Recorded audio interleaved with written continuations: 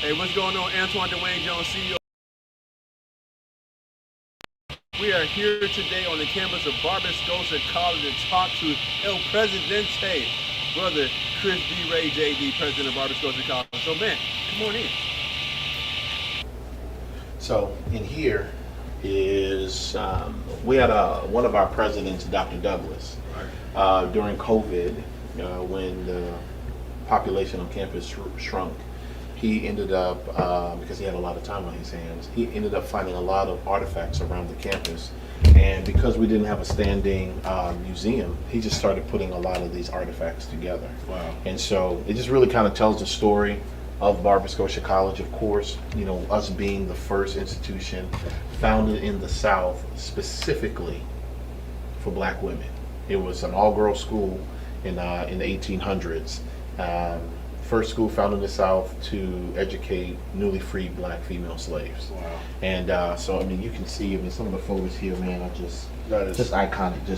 Just women that were in the early turn of the late 19th century. All of them sitting on the halls of Graves Hall was the first building that was built on campus in 1877. 1877 is still standing. And then the Residence Hall, Faith Hall, was built in 1890. Wow. And of course, you know, you have Mary McLeod Bethune, who is one of our most notable alum who graduated from here. And so when we think about like all of what she stood for, who she was, we want to believe that her love of faith, education, and her community was started right here, or at least it was exacerbated. Exactly, right. You know, the seeds were planted here. Her love of her community, her belief and understanding that we have an obligation to help the least of these. That was Barber-Scotia College, and that's what our training was. Wow. That was what our training was for, it still is today. And so when you think about just the transformational things that we're getting ready to do now, you know, you always, whenever you're a college president, you want to be a respecter of tradition and history of the struggle of why we exist today. Right. But you also want to keep an eye on the future, right? And understanding that there is a responsibility to make sure that we are able to change with the times. So I'm excited, man. I'm excited about what we're getting ready to do here at the institution, but I also know that I have to be, like, as they say, you know, somewhat of the keeper of our history. Absolutely. You know, so, you know, I don't know, I don't allow the pressure of it to weigh on my shoulders as much, right? But it does, right? Because you don't want to be the individual that, man, we lost this institution on my watch, right? Now, granted, we've stumbled. We've had our challenges. We have, we lost our accreditation 21 years ago, and it's been a tough 21 years. Right. It's been a tough 21 years, right? You're losing revenue. You lost students. You've lost your footing in the community, but the world goes on without you, right? And so, if we don't pull it together, this land, this property will be lost. So all of those women who walked these grounds, who prayed, who cried, who Barber-Scotia was there out of the fields. Right. You end up losing that. And I can't let that happen. So we have the history, we have the present, which is struggle but growth. Right. And then we have the future, and we've actually seen this. We've seen this done. Right. So there's hope in that as well. That's right. Because we've recently seen this done. We've just recently seen it done. So we know it's possible. Yeah, we know it's possible, and that's what gives me hope. That's I was very inspired by what took place down at Morris Brown College, right? And what Dr. Kevin James did to get that college back. And so, you know what they always said, if his ability showed hope, right? And if hope exists just a little bit, then you can grow with that, right? And so when I took this job, I knew that it had been done before, so I know that it could be done again. Now our path, it will, will of course be a little bit different than Morris Brown, but the end state is still the same. That we will be an accredited institution again, and that we will be a place where students will come and prepare for their next chapter in their life. And not only just, when you think about students, you think about 18, 19-year-olds. I'm also excited about the students who have reached back out to me who graduated here, or didn't graduate 20, 30 years ago. Right. And they were like, I dropped out when we didn't have any money, or I got pregnant, or life be lifing. Life, Life. Right. And so, but they never had an opportunity to finish their degree, but now we have an opportunity for them to do that. So, so it's not just about the young people, it's about individuals who realize that I don't want to close my eyes without finishing something that I started. And I want to finish at the school that I started at, which was Barber-Scotia College. So I have a question, because, HBCU, being an HBCU graduate or a person that's attended an HBCU means something. How has the alumni base been a part or surfaced since you've been in office? Yeah, so I will say that the reason why the school has not closed is because of the alumni. And had the alumni had given up on Barber-Scotia, I wouldn't be sitting here. There's no question about it. They were the ones that said, I'm not going to let my college die. So what does that tell you? That meant that this space left an indelible mark on their life, to where they gave of their time, their treasure, their talent, to make sure that we do not allow this opportunity, we not allow this college to end. And what is even more exciting is the fact that it tells the story of why we, as a people, love our historically black colleges and universities, right? But I don't think everybody understands that when you look at the nature of HBCUs. Like for me, I went to a predominantly white school from K to 12. So when I stepped up onto an HBCU campus, that realization hit, like, this may be the only time where you're in the majority every day. That's right. Well, yeah. Every day. Absolutely. So that heritage, that togetherness, that bonding, all those experiences that you could look across the aisle, look to the next chair over in the mess hall, whatever you want, and see the same faces and understand they have the same ultimate goal in hand is powerful. It's, and some people will call it, hey, that strong sense of self, right? But when you say sense of self, we're not talking about self you. Right. We're talking about self you seeing us, right? Right. And being able to be in a space where you're able to see us at every economic rung, right? Every intellectual rung, every social economic rung. You can see it. You see the students who roll up, whose family has done very well, and those who are just like, I just got dropped off. I had $35 in my pocket, right, and that's it. And my mom and dad said, "We got you to school. Good luck. Figure it out." Figure it out.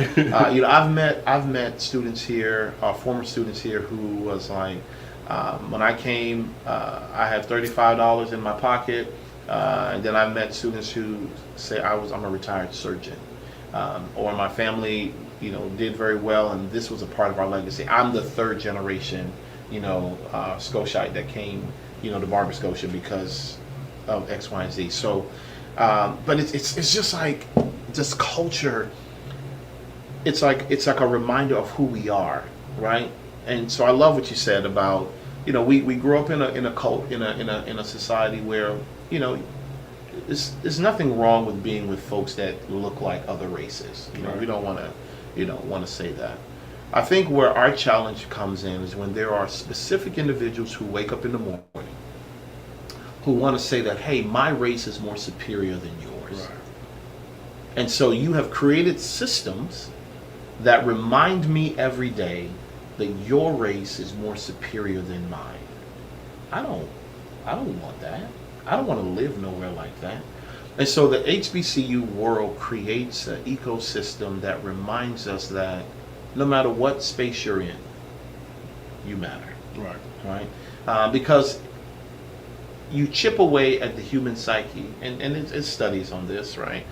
You chip away when you don't, if you're not reminded of having a strong sense of, you know, who you are, who your culture is, who your history, you know, what's your historical background.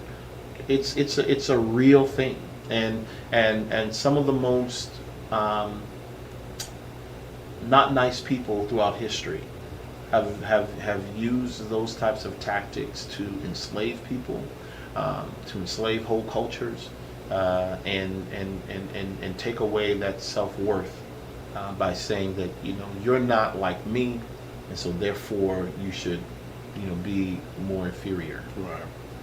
So we got this going. This is amazing history. I mean, you feel the energy, and I feel your passion about how this thing is going to grow. So where are we going to be off to next? What are you going to show us next? Oh, so I want to take you guys over to Faith Hall, and it's a regular residence hall, right? But it's the story behind Faith, and I love the fact that it's called Faith Hall. Faith has been a big part of Barber-Scotia's beginning, our survival, and what our future will be, right? In the beginning, we say here, in the beginning, faith, right? Because it took faith to start a college in Concord, North Carolina, a few years after, you know, the Civil War, right. The Emancipation Proclamation was signed, and then you're saying, I'm going to educate black women, I'm going to pull them out of the fields, and I'm going to create a new day for them. That's faith, you know, based off of Luke Dorland, who was the first president of the college and the Presbyterian minister who came and started the college, right?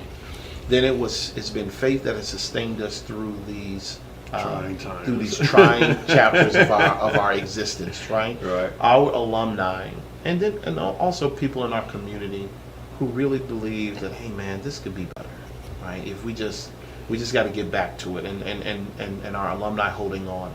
And then there's the faith of the future, of knowing that we're going to be accredited again, that everything that we've been doing to lay the groundwork for what this is going to be. And so on August 22nd, you know, we're going to be welcoming the first group of students back to campus in almost a decade.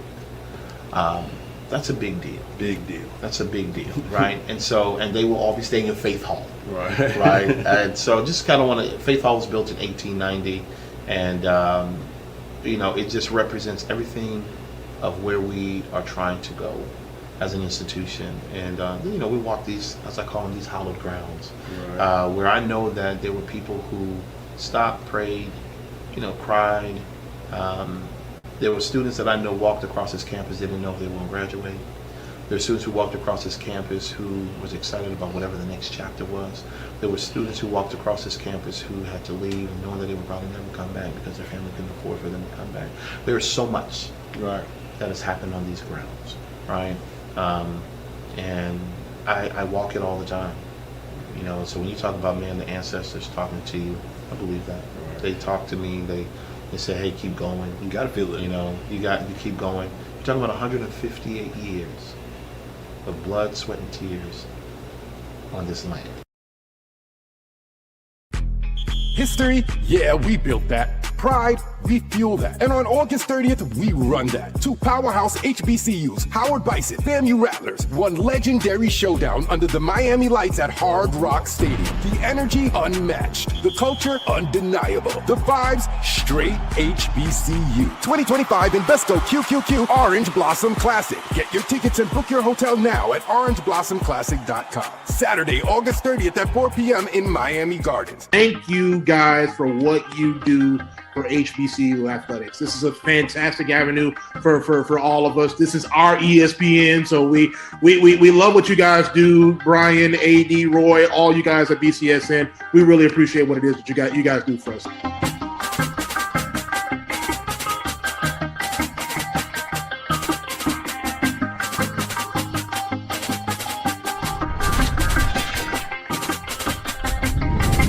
ESPN Events presents Red Lobster Band of the Year, a title reserved for elite HBCU marching bands. A season-long competition that culminates in Atlanta on Friday, December 12th. Drum majors, percussion, drill, auxiliaries, musicality. All aspects will be examined by the toughest judges in the world of college bands. 4 will qualify for the big stage, where national champions will be crowned. Follow us on social media for rankings updates throughout the season. And join us in Atlanta on December 12th. For event and ticket information, visit bandoftheyear.com.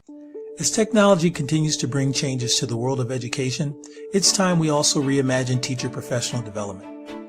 Gone are the days of one-size-fits-all learning that can only be accessed at a specific time and place. The Stride PD Center is an on-demand library of mobile-friendly courses that allow educators to learn anytime and anywhere. Our dynamic courses provide bite-sized learning and help educators advance their knowledge while also gaining professional development hours.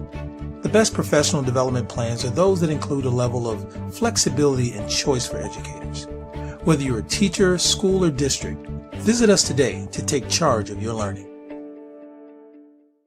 Get ready for the inaugural Unity Classic, Saturday, September 13th at Nathaniel Glover Community Field and Stadium. It's a clash of the Virginia Union Panthers of the CIAA and the Edward Waters Tigers of the SIAC. Plus, an HBCU band battle between the Edward Waters Triple Threat Marching Band and the Virginia Union Ambassadors of Sound. The inaugural Unity Classic goes down in due fall.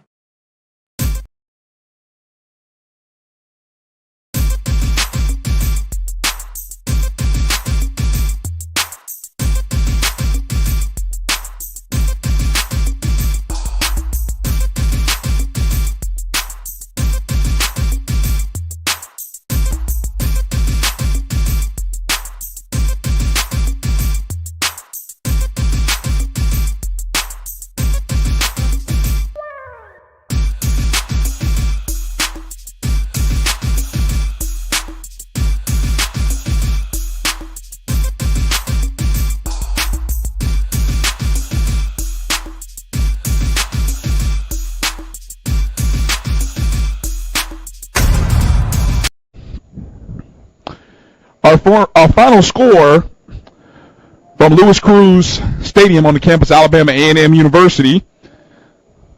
Alabama A&M 34, Southern 14. And Ron, as we get ready to go through some of these stats and we look at, for me personally, I'm really impressed by the performance of Deontay Mason, sophomore quarterback. Coach Jones told us coming into the ball game that he needed to see some consistency and some leadership from Mason, and I think his 4 touchdown passes, his poise, composure, really showed that today. I mean, he stepped up. He played a great game in it, and the most important thing that Coach Jones wanted to say is who can protect the quarterback. Mm-hmm. Mason played a game. He was not hurried or rushed that much. 1 or 2 times in the second half. On the other side of the ball, the Jaguars could never set their feet. All of their quarterbacks were running. They got hurried out of the pocket. They rushed the throws, couldn't set their feet. And as translation, you can't convert first downs. You can't put points on the board. But I think one of the most compelling things that stand out in this game, Southern gave up 193 yards in penalties. Wow. I mean, that is a big stat in itself. I mean, when you circle that, that's taking points off the board. I mean, and both teams committed 11 penalties, but when you commit 90 more than your opponent, what we're talking about are those 15-yard killers. And I can't do the quick math right now, but that's probably at least about 5 or 6 extra 15-yard penalties. Well, maybe not 5. Yeah, maybe 5 or 6.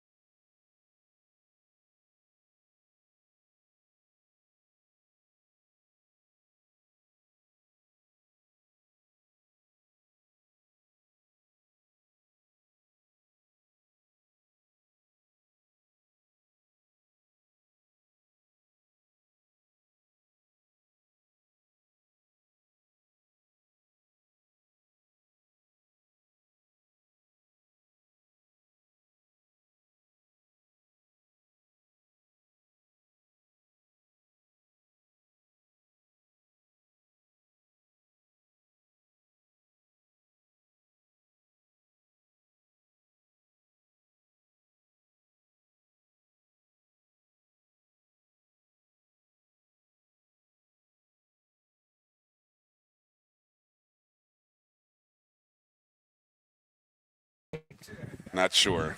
Look. Yeah.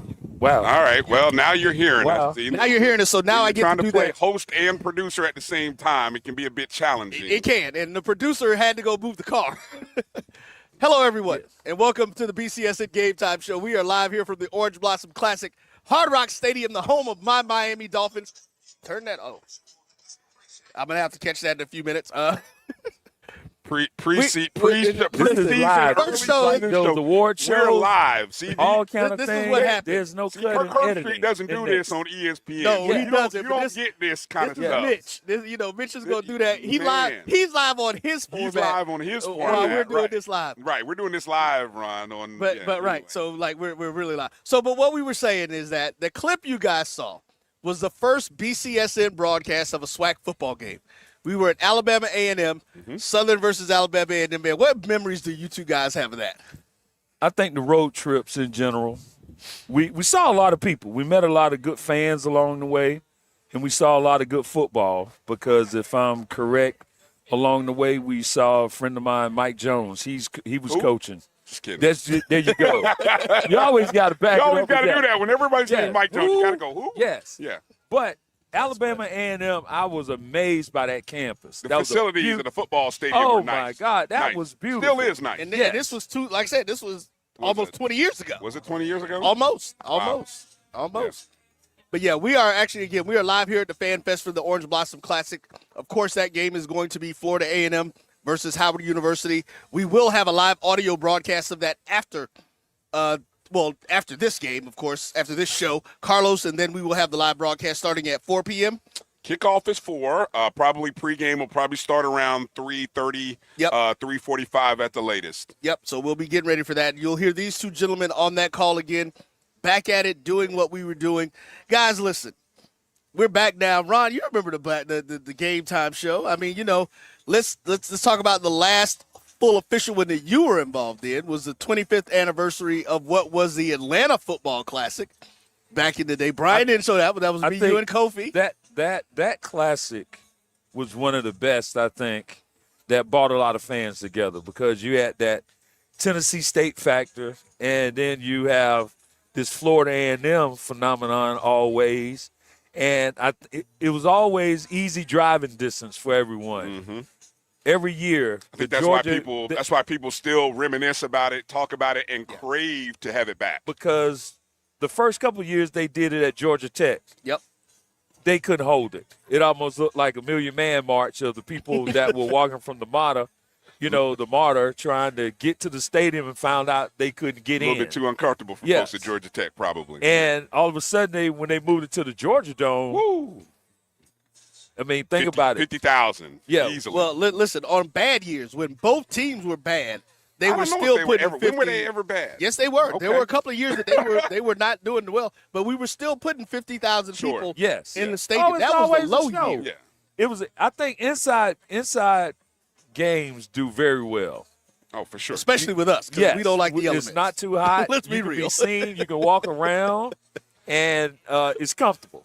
It's You don't have to comfortable, worry that's right. about the heat and the rain. Great atmosphere, great. Yes. You obviously had both bands that were going to be there and everything. Right. So, I mean, it still is talked about and revered for what it was during that period of time, and that's why so many people want to see Tennessee State and Florida A&M not only just play again, but play in that region, in that city.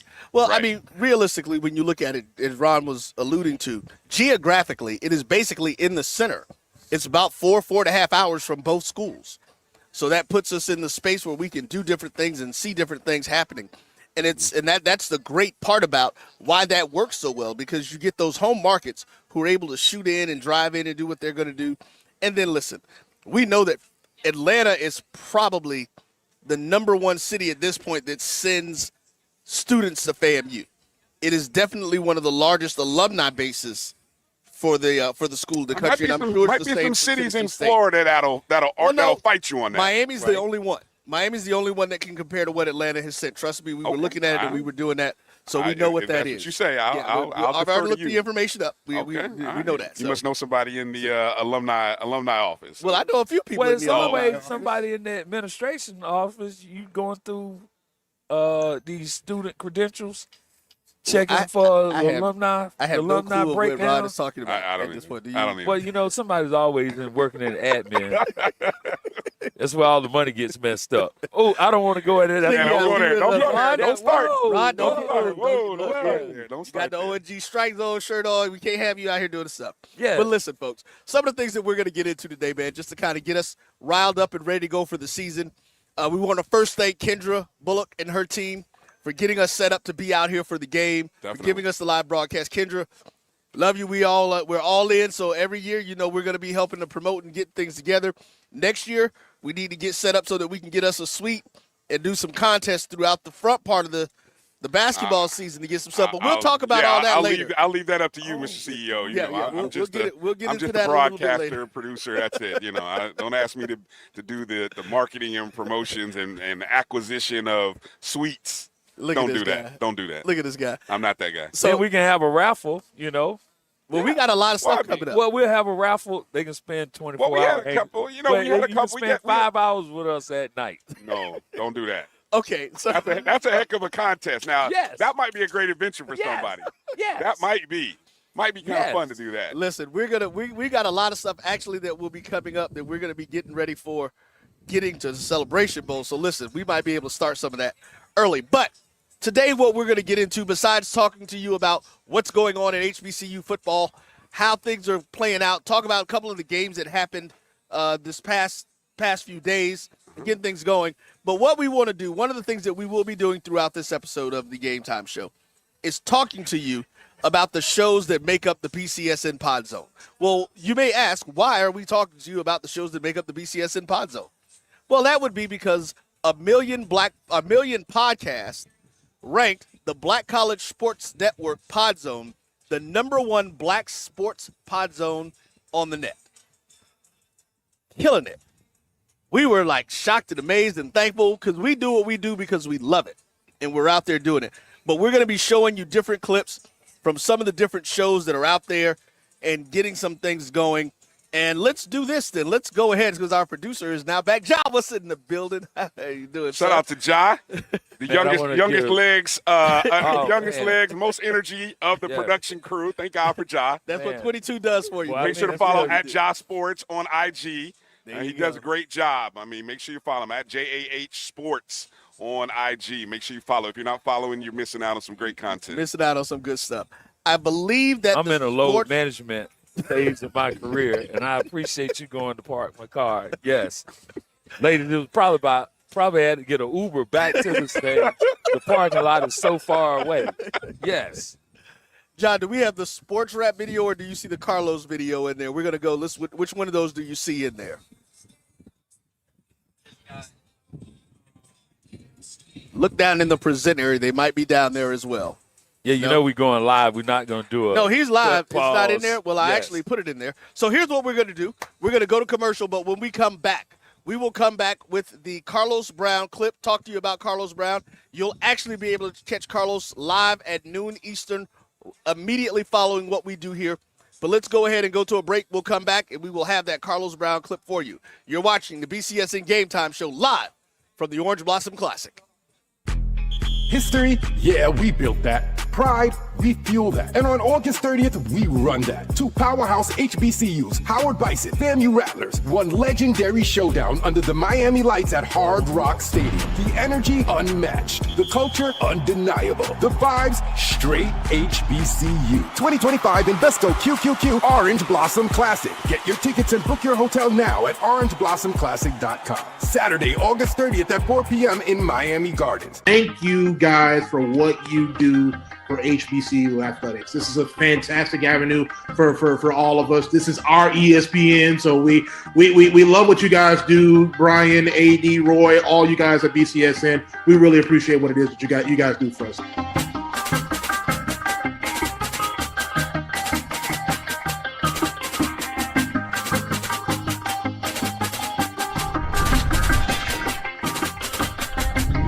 ESPN Events presents presents Red Lobster Band of the Year, a title reserved for elite HBCU marching bands. A season-long competition that culminates in Atlanta on Friday, December 12th. Drum majors, percussion, drill, auxiliaries, musicality. All aspects will be examined by the toughest judges in the world of college bands. 4 will qualify for the big stage, where national champions will be crowned. Follow us on social media for rankings updates throughout the season. And join us in Atlanta on December 12th. For event and ticket information, visit bandoftheyear.com. As technology continues to bring changes to the world of education, it's time we also reimagine teacher professional development. Gone are the days of one-size-fits-all learning that can only be accessed at a specific time and place. The Stride PD Center is an on-demand library of mobile-friendly courses that allow educators to learn anytime and anywhere. Our dynamic courses provide bite-sized learning and help educators advance their knowledge while also gaining professional development hours. The best professional development plans are those that include a level of flexibility and choice for educators. Whether you're a teacher, school, or district, visit us today to take charge of your learning. Get ready for the inaugural Unity Classic, Saturday, September 13th at Nathaniel Glover Community Field and Stadium. It's a clash of the Virginia Union Panthers of the CIAA and the Edward Waters Tigers of the SIAC. Plus, an HBCU band battle between the Edward Waters Triple Threat Marching Band and the Virginia Union Ambassadors of Sound. The inaugural Unity Classic goes down in Duval.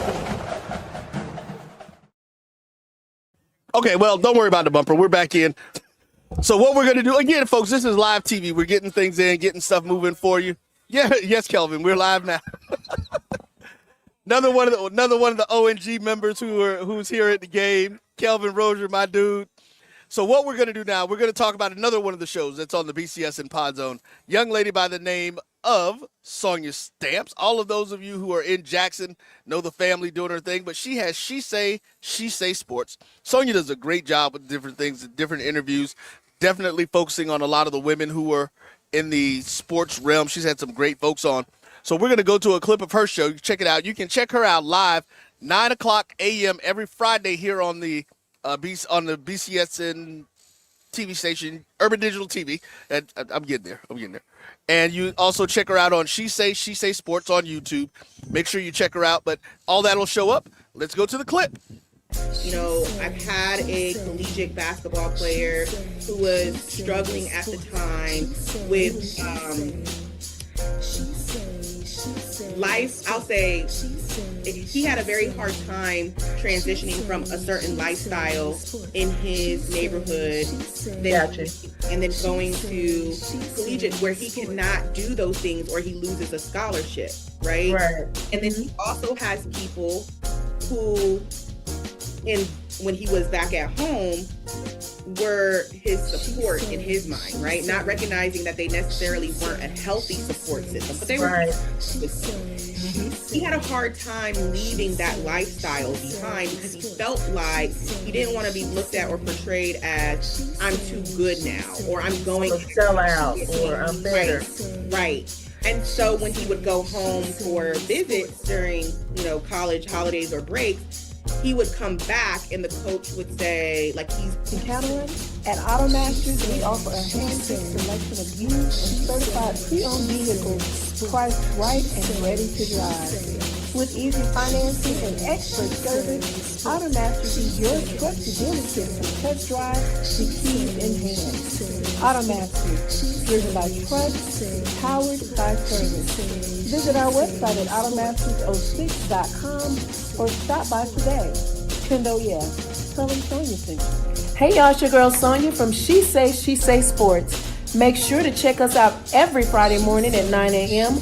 on Black College Sports Network, YouTube, and Linktree. And please don't forget to subscribe to our YouTube page. All right, everybody. Again, that is Sonia Stamps with She Say Sports. So please make sure you go follow her, check out the show. She puts it out every Friday. She runs clips like that every day of the week to keep you abreast of what's going on. It's a great show. It's a lot of fun, man. Like I said, she does a great job. And again, one of the shows that makes up the BCSN Pod Zone. So you're able to go do that. The #1 Black sports podcast in the nation. Throwing a little assist to her. On that list of above William Roden from ESPN, Bomani Jones, Swagoo. A lot of guys who have worked for the 4-letter networks and 3-letter networks. Yeah, and man. Things like that. So And they say we are the best. Sometimes it's a word puzzle. These 3-letter words or the 4-letter words. You got to put it all together. It's a great compliment to the work that everybody's been putting in, and just being able to put an aggregate of all the shows in one place. That was sort of the envisionment when we put together the BCSN Pod Zone, to give people one place to go, and we fortunately have been able to turn out shows and run shows on a consistent basis. So shout out to everybody, Sonia, Charles Edmond, who's been part of it, of course, Dr. Cavill, and the professors, and Carlos and the O&G guys. Of course, Drew and I have been a part of it. So a great group. It's kind of, it's some good work, but I know that everyone is enjoying it. Make sure you're following the BCSN Pod Zone on Spotify, Amazon Music, iHeartRadio, Apple and Google Podcasts, everywhere that you listen and download podcast. That's BCSN Pod Zone. Go download, go rate, review, subscribe. Helps the algorithm. Appreciate you. Especially Drew's been doing a good job, too. Yeah. So you can tell the stuff he's really deeply involved with, right? Right. When he's talking, he was able to look. If I don't promote it, I'm just gonna stop there. I mean, and I'll say a testament. We have a lot of great producers that put their time. Sure. Yeah. People behind the scenes. I'm gonna say we're stage talent, but there's so many people, just like a tree. You got so many people behind the scenes that are putting a lot of effort, sweat, and equity into this, and it's good to see everybody getting their stuff out. Drew, David. Shout out to them again. Mel. Yes. I definitely got to shout out Mel. She handles a lot of the stuff that we got going on. So, yeah, man, it's always been a team. It's always been a group of people coming together for a common thing, and that's the biggest thing. We all do this because we love it. And we're going to continue to do it because we live, breathe, eat, and sleep HBCU sports. So we're going to continue doing that. Actually got a text and said, hey, what's that behind you? And I don't know if we got any comments. Please put the comments up. We definitely want to talk to people. Well, I'm going to stand up so you can see a little bit more of it. But, folks, this is our promotion for the Zora Neale Hurston Festival that happens in Eatonville, Florida, the last weekend of January every year. This is the oldest black cultural festival in the country. Going into year 36 this year, we are back to Ron, you'll remember this, we are back on the school grounds with the festival this year, so it's going to be bigger and better. When this was on the school grounds before, there were literally years that we had 50 to 60,000 people coming through the town of Eatonville. I know one of those years was the year that Kim came, and I believe one of the other ones was as a music act. You had a lot of great talent. A lot of great talent. Great stuff. You got to never forget, it's 1887. All the people of Eatonville, it was established in 1887. It's a beautiful year. The oldest incorporated black municipality in the country, and also the year that I made Florida A&M University. That's something you I made know. the production meet. Yes. Way to tie it together. Look at that. Boom. Yes. Way to tie it together. Exactly. Yes. What a heck of a year. So we're going to give you, the website is zorafestival.org. John, you can type that and put it into the comments. Let folks check it out. zorafestival.org. Please go. Get the information, see what's on, sign up for the different things. We'll be putting information out about vendors really soon you'll be able to do that. Oh, the food. We are back with the food guys, village Barbecue this year. Boys, Fred Adams. And the beautiful thing about where it's located and being on that field, if you're ever up on I-4 in Orlando or Florida, coming maybe from Daytona Beach or passing through one way or going maybe to Disney, you'll see Eatonville It's right there. off the interstate. So when the festival's happening, and it's when I mean happening, you can see the festival right off the road. And it makes you want to be like, yo, let me get off the exit and see what's going on there. So it's good to see that it's going to be back in a visible location where people off the highway can see it. And if if you want a barbecue, you need to get at me. I'm the vending coordinator, so we can get also, it. we got to give a shout out. It's the home of Deacon Jones. That's right. Also the home of Deacon Jones. You got a little Deacon Jones Street. that's It over is. there. Look, see? Yeah, they have a Little known black history fact. I mean to tell you, I'm dropping these tidbits. All right, guys. So here's what we're going to do next. A new segment that'll be coming on and soon to be a new show on the BCSN network is going to be some from our guy Ja. We're cracking him up, pumping him up. He has just done an interview with the quarterback from Kentucky State who's out doing some stuff, getting in. Is he a transfer? No, he's a third year. That's what it was. He's third year, somebody who's been there. We know the coach was, as we've seen him in I got a couple former students from my high school that are playing at Kentucky State. Okay. Well, this is their quarterback. All right. Ja had the opportunity to sit down and talk to the young man and see what was going on. We're going to let you check out that interview. Then we're going to come back, talk a little bit of the D2 stuff and some things going on. I'm probably going to actually let Ja even sit over here and lead you guys on that because he's the one. We got to talk about those games from Thursday, though. We will. At some We'll point. get to those. Okay. We will get to those. I know that's what the people are itching to hear about. That's what the people are itching to hear about. I'm just trying to sell. And we've got to. That's where that other clip was from. Correct. All right, then. So we'll do that next because Ja did that too. Right now, Ja with Denham Johnson, Kentucky State quarterback. Ja from Just Ja Sports, and I'm here with Kentucky State quarterback Denham Johnson. So, man, go ahead and introduce yourself. Denham Johnson, Kentucky State quarterback. I'm going in my third year here at Kentucky State. Man, I'm just excited. I'm ready to go. I want to start off with this one. As you said, you told me before that you feel like you were underrated quarterback in this conference. So beyond the stats, what do you think is the biggest part of your game or leadership that gets overlooked by others outside? I would say just leadership by example. Not everybody has the vocal piece or the vocal standpoint. But, I mean, when you walk in the field house or you walk in the weight room or the meeting rooms or anything, football related with the team, it should be an example set by your leader or your quarterback or whoever y'all say the guy is. And so I think that's just something that's undeniable with me. And I always want my teammates to gravitate towards my positive energy. So everything is flowing right. And then I would say, another thing that I feel, might just go a little unnoticed is that I only had one turnover last year. That's not done everywhere. I mean, it's some people that's probably done that before in this conference, but I mean, to only throw one interception the whole season is, it's kind of crazy. I'm not to get into stats, but completion percentage was high. I'm just smart. Now I was at a game, reading defenses, just a lot of things come with it that I feel like, I slip under the radar a little bit.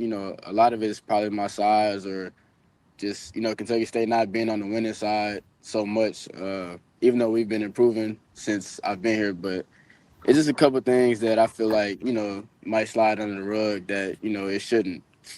Looking back, what do you think was the biggest key, like a practice, a meeting, or a specific play that flipped the switch for the team after the tough start? I would say, after that loss to Albany State, that was our fifth loss, and then we had that heartbreaking loss to Morehouse in the Chicago Classic.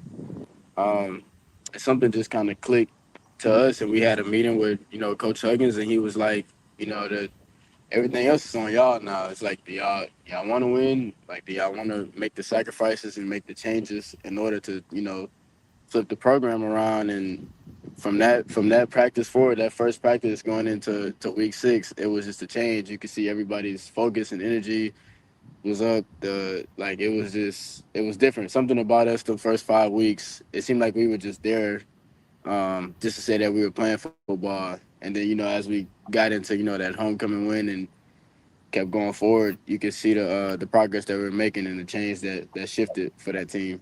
Can you talk about a teammate on offense whose performance was essential to your personal success and the team's turnaround?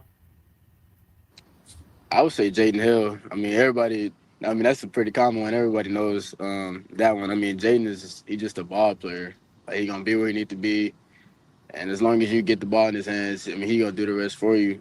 And he's just smart. He's also knowledgeable of the game. He also knows how to recognize coverage, recognize defense, just know where he's supposed to be at, whether he got to sit, whether he got extended his routes, just a lot of stuff that, receivers should know. He really takes pride in some of those things, and, that's what makes him a highlight player.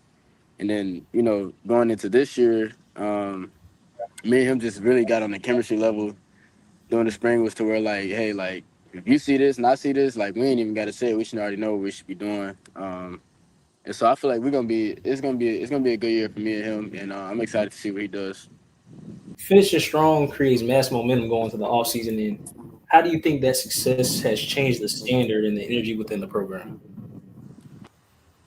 You just don't want to start. You don't want to start the season off with a loss at all. I mean, that's the number one momentum killer right there. And so just coming off the end of that season, going 5-1, and going into spring practice, like every practice that we had, those 15 practices, we were very intentional on leaving off or picking up where we left off that last season.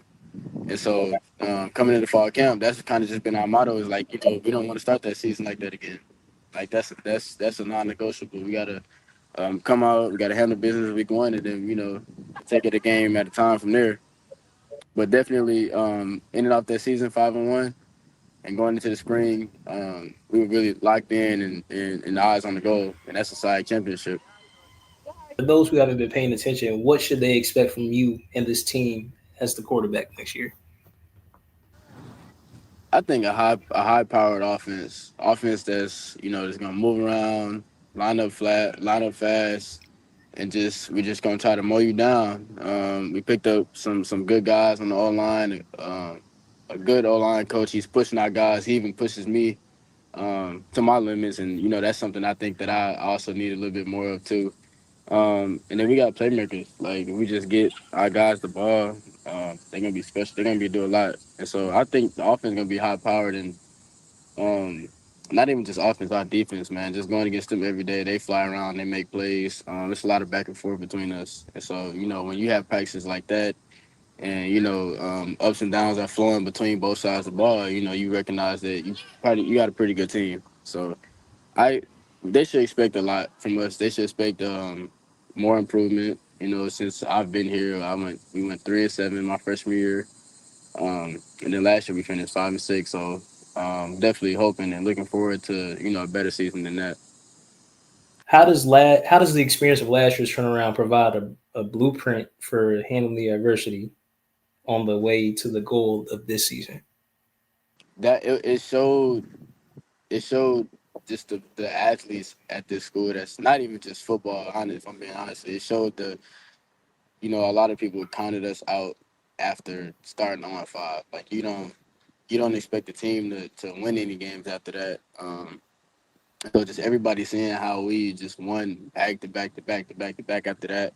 I think it kind of just like it said like it was an eye opener for the school, and for some of the players on my team. Actually, like it probably woke them up and was like, hey, like we actually can do this. Like we can get this done, and if we say we want to get it done, if we just put the work in, put the time into what we say we want. But I think that was the blueprint. Like that alone, just that the shift in the season was big. Like that was what needed, because honestly, who knows what would have happened as far as coaching staff goes, and players, if that shift in that season doesn't happen. Where would you rank yourself amongst the quarterbacks in the conference? Going off of last year, I honestly feel like I should have been in that top 3 category. I pay high respects to Isaiah Knowles, that's my guy, and David Wright. I paid respect to him when he was at Allen my freshman year. He was nice. But after that, I mean, when you compare, if you're just going off numbers and comparing stats, you can see whose completion percentage is the highest. You can see who has the least amount of turnovers. It's just anything. There's so much stats that you can go look at and see how I match up with those guys that they got over me, and it's just clearly like disrespect. And this year, I'm not big into rankings or preseason anythings or where they put people at, but there's some quarterbacks that I outplayed by a long shot last year that they have over me this year. And so, it's just kind of confusing. So for me, I would say I'm one of the best in this conference, honestly. I'm smart. I know to go to football. I don't turn it over. I get my guys involved. And that's really all you can ask for out of your guys. So for me, I always feel like I'm the best, but I also do pay my respects and acknowledgement to the other guys that handle business in the conference as well. How hard did Kentucky hit the portal, and who do you think is going to be the most exciting addition to the team? We hit the portal hard, man. We went and got the pieces that we needed, and I feel like that was most valuable to us. I mean, we needed some big guys up front on both sides of the ball, and we needed a couple skill players, a couple guys to fire on defense. Some playmakers on offense.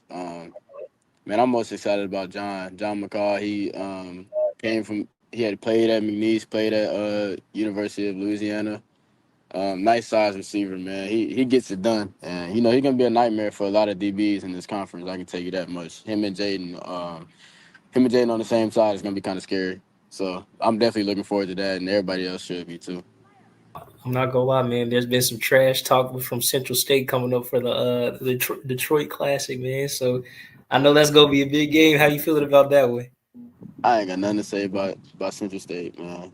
I ain't got nothing to say to them. Saturday coming real soon, and everybody got to put their pads on, and walk into Detroit at the same time at 1:00 on Saturday. So I hope everything that they saying, what happened last year in November, I hope they fueled off of that, because they're gonna need that. They're gonna need that. Okay, man. I really appreciate you giving out some time for this, man. It was really good talking to you, dude. I appreciate it. Appreciate it for having me. All righty, there it is. We're clear. Denham Johnson, quarterback for Kentucky State, in one of the games today. They're playing Central State, if I'm not mistaken. Today, you'll see that in the scoreboard billboard setup later when we flash the games and just kind of talk to you what's going on. This is the first game of the season for most of these teams, so we really don't have a lot to talk about. But we can get into some of the conversations about a few of the games, since Brian just really wants to talk about some of the games that happened in the past couple of days. I guess we do that kind of thing, right? We do? That's what they say. Are we going to start with Andrew Body? We have to. We have to? We have to. I knew that's where he wanted to go. So let's talk about Andrew Body's performance in a loss to, what was that, UAB? UAB. It was a loss, but now, Alabama State fans, I'm letting you know, there is a reason I said, yes, it's a loss, but this is the Andrew Body that everybody was expecting to see at Alabama State, if I'm not mistaken, Brian. This is what everyone's expected to see in this building a year ago. Yeah. Just going to leave it there. I'm just going to stop, because it didn't start with Andrew Body last year. It unfortunately ended with an injury, and their whole season, in my opinion, was changed. Yeah. But this is the Andrew Body. 18 of 24 passing. That's 75% for those of you who are not, it's the weekend and you're not doing math real quick. That's pretty good for a quarterback, would you say? It is. 312 passing yards, 4 passing touchdowns. But that's not all. Wait, there's more. 119 rushing yards on 16 carries. That's 7.4 yards per carry and a rushing touchdown. So let's do the total. Not 1, not 2, not 3, not 4. That's 5 total touchdowns that Andrew Body accounted for. And just quick math, over 420 total yards of offense. That against a Division I FBS opponent, that's a heck of a day. Probably made Trent Dilfer over at UAB do a lot of sweating on the sideline. Right. That's a heck of a performance. I don't know what anyone else is going to do today, but player of the week, Andrew Body's in the clubhouse sitting there like Joe Burrow, sitting there smoking a cigar, chilling right now, because that's a hell of a performance, period. Against the D1 opponent. Against the D1 opponent, yes. And so here's the thing that we talked about. And, folks, you may hear some of the stuff in the background. Of course, again, they are getting ready for the Fan Fest here at the Orange Blossom Classic. This will kick off at noon. At that point, we'll be getting ready to head into the studio for our broadcast at the game, but just getting things ready. Brian, a lot of people were expecting Alabama State to take that next step last year. Last year, though, they had not just one injury to a quarterback, but they ended up having multiple injuries. Yeah. Ended up having a kid who was playing receiver who played quarterback in high school take over It's as the the easy quarterback. transition for some guys. Right. But when you are drafted, recruited as a wideout, and you lose your top two quarterbacks, it throws the whole outlook of the season. It's the potluck. It was 2 in the first game. Yes. Yeah. So now you just go and put the best athlete there, and you just hoping and wishing. And the whole transition of your passing game, what are you going to do? Because you're going to lose a good wideout. Now, the elements of your game completely off. But it's college football. That's the beauty of it. And Alabama State still finished second in the SWAC, tied for second in the SWAC. So, I know Coach Eddie Robinson Jr. gets a lot of heat because Alabama State has yet to get over. I mean, look, the two teams in front of him, for the last 4 years, Jackson State and Florida A&M have sort of owned the East, but right behind them has been Alabama State, and a couple times they beat Jackson State one time, haven't beaten FAMU, but they've been knocking on the door every year. So, I don't know. I don't want to get into saying, could this be the year? But I know if I'm an Alabama State Hornet fan, I'm very, very excited, and I'm continually praying over Andrew Body in health. Because if Andrew Body is healthy, Alabama State is a contender. Dude, no, they are a certified problem.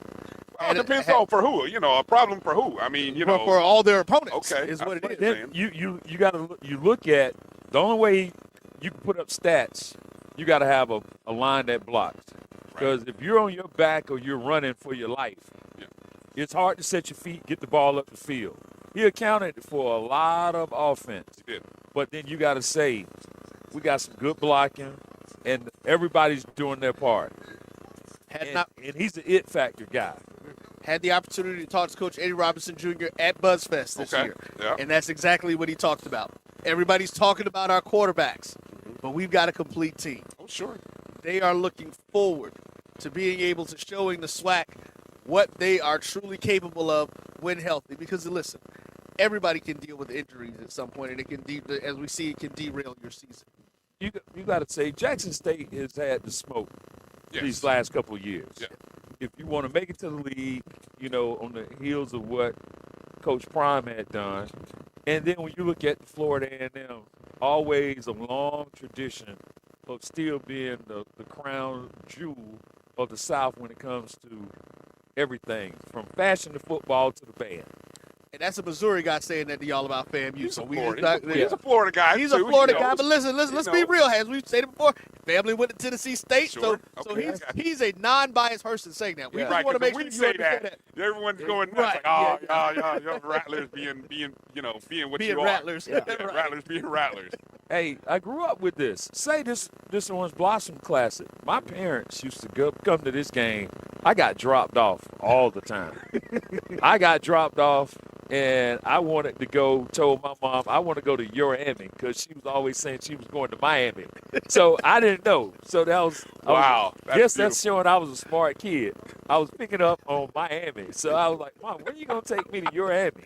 So they had to explain to me it was Miami. That's beautiful. That is beautiful. So, but long-time FAMU guy. When we stayed at the Travel Lodge, I thought that was like the W or the Marriott. In Tallahassee, yes, back in the day. And we stayed upstairs on the second floor, up the steps. It wasn't an elevator, but, we ran wild those days, Listen, that's great. We had that, but Mr. Body, we wish you the best this year. Yes. Coach Rob, we rooting for you, man. We love what you're doing over there. And let me add. Can't make the club in the tub. Can't make the club in the tub. They gave up 52 points, but again, you're giving up that amount of points to an FBS opponent. Dilfer and that UAB team, they're going to try to put up points. But the fact that you can match it with 42 of your own. They covered a 21.5-point spread, stayed within a touchdown and a field goal. That's a great debut to open the season. I don't care how you put it, because people are thinking you're going to get beat by 3 touchdowns. and you covered expectations. So now everything is in front of Alabama State here as they start to move forward into game 2, 3, and on. There you go. So that's our D1 quarterback sitting in the clubhouse, waiting to see what everybody else does on Saturday to see who's going to be the offensive player of the week going. There's a young man in D2 from Virginia State. We're going to get some highlights from the quarterback of Virginia State here. And he had himself a pretty impressive Thursday night game. Go ahead with the highlights, Ja. I want to say, and the young man's name is. We're pulling the clip up. Ja wanted to get this was Ja's clip now, so we go rag on him a little. Receivers to his left, one to his right. Takes the snap, play action fake, looking deep, rolling out to his left. He's going to heave it down the field. He's got a wide open receiver. It's touchdown, and it's going to be a touchdown for Virginia State. A 58-yard touchdown. Kevin Gales. Yeah, Kevin Gales, the redshirt junior from Richmond, a transfer from Norfolk State, who Virginia State has to play next. Just got behind everybody, and he walked into the end zone for a touchdown. No Allen Winstead tonight. He'll tell you why. Matthews claps his hands, takes the snap, hands it to Rose. Did he break the plane to the goal line? He's down at the 1. No signal yet. Virginia State's, yes, touchdown. Rose, a right side carry, and just like BP said, right into the A gap right side, and he stretched the ball across the plane, and touchdown, Virginia State. Lined up. Matthews takes the snap, looking left, scanning, looking to the right, running out of time, rolling to the right, now rolling back to the left, fires into the back of the end zone, and it is caught for the touchdown. Beautiful play to just stand up and make himself big in the back of the end zone. That's the backup running back, Rajon Hammond. Great job by Rashawn Matthews not to let the play die, to keep moving his feet, looking downfield. Owls and Jackson in motion, clap his hands and take the snap. Looking left, firing left, open man, it's underthrown and intercepted. Picked off by Virginia State's Donovan Howard, a free safety, redshirt junior from Danville, Virginia. And Al came all the way across the field to the left side, and the throw was late, had too much air under it. And Donovan came right over and snatched it out of the hands of the receiver. Running back off the right hip. It's a handoff up the middle. Touchdown. Virginia State. Brandon Rose pile drives his way into the end zone. Rose is having a good game. He's really hitting the hole hard. And knocking on the door again. Matthews, shotgun snap. Hands it off to Hammond. Stands up, barely touched. Waltzes his way into the end zone. Touchdown Trojans. And it's now 34-0 Virginia State. Yeah, this is kind of your worst fear has happened type game for the Bulldogs so far. Yeah. Here you go. Virginia State's quarterback, Mr. Rashawn Matthews. 21 to 27, 343 yards, 2 touchdowns, and 47 yards rushing. Virginia State might be a problem. Good. Oh, they're going to be a problem for Norfolk State next week. Big state, little state, that's a big rivalry. D2. Yeah. Can I call? Is it too early to call a prediction? Is it too early to call a D2 upset over Division One? We'll leave it at that, and then we can talk about it next week before the game. All right. Well, see, he would say that's a early tease, but let me just say, I'm putting you on notice, Norfolk State. I love Norfolk State. That's my parents' alma mater. But I'm putting y'all on upset notice.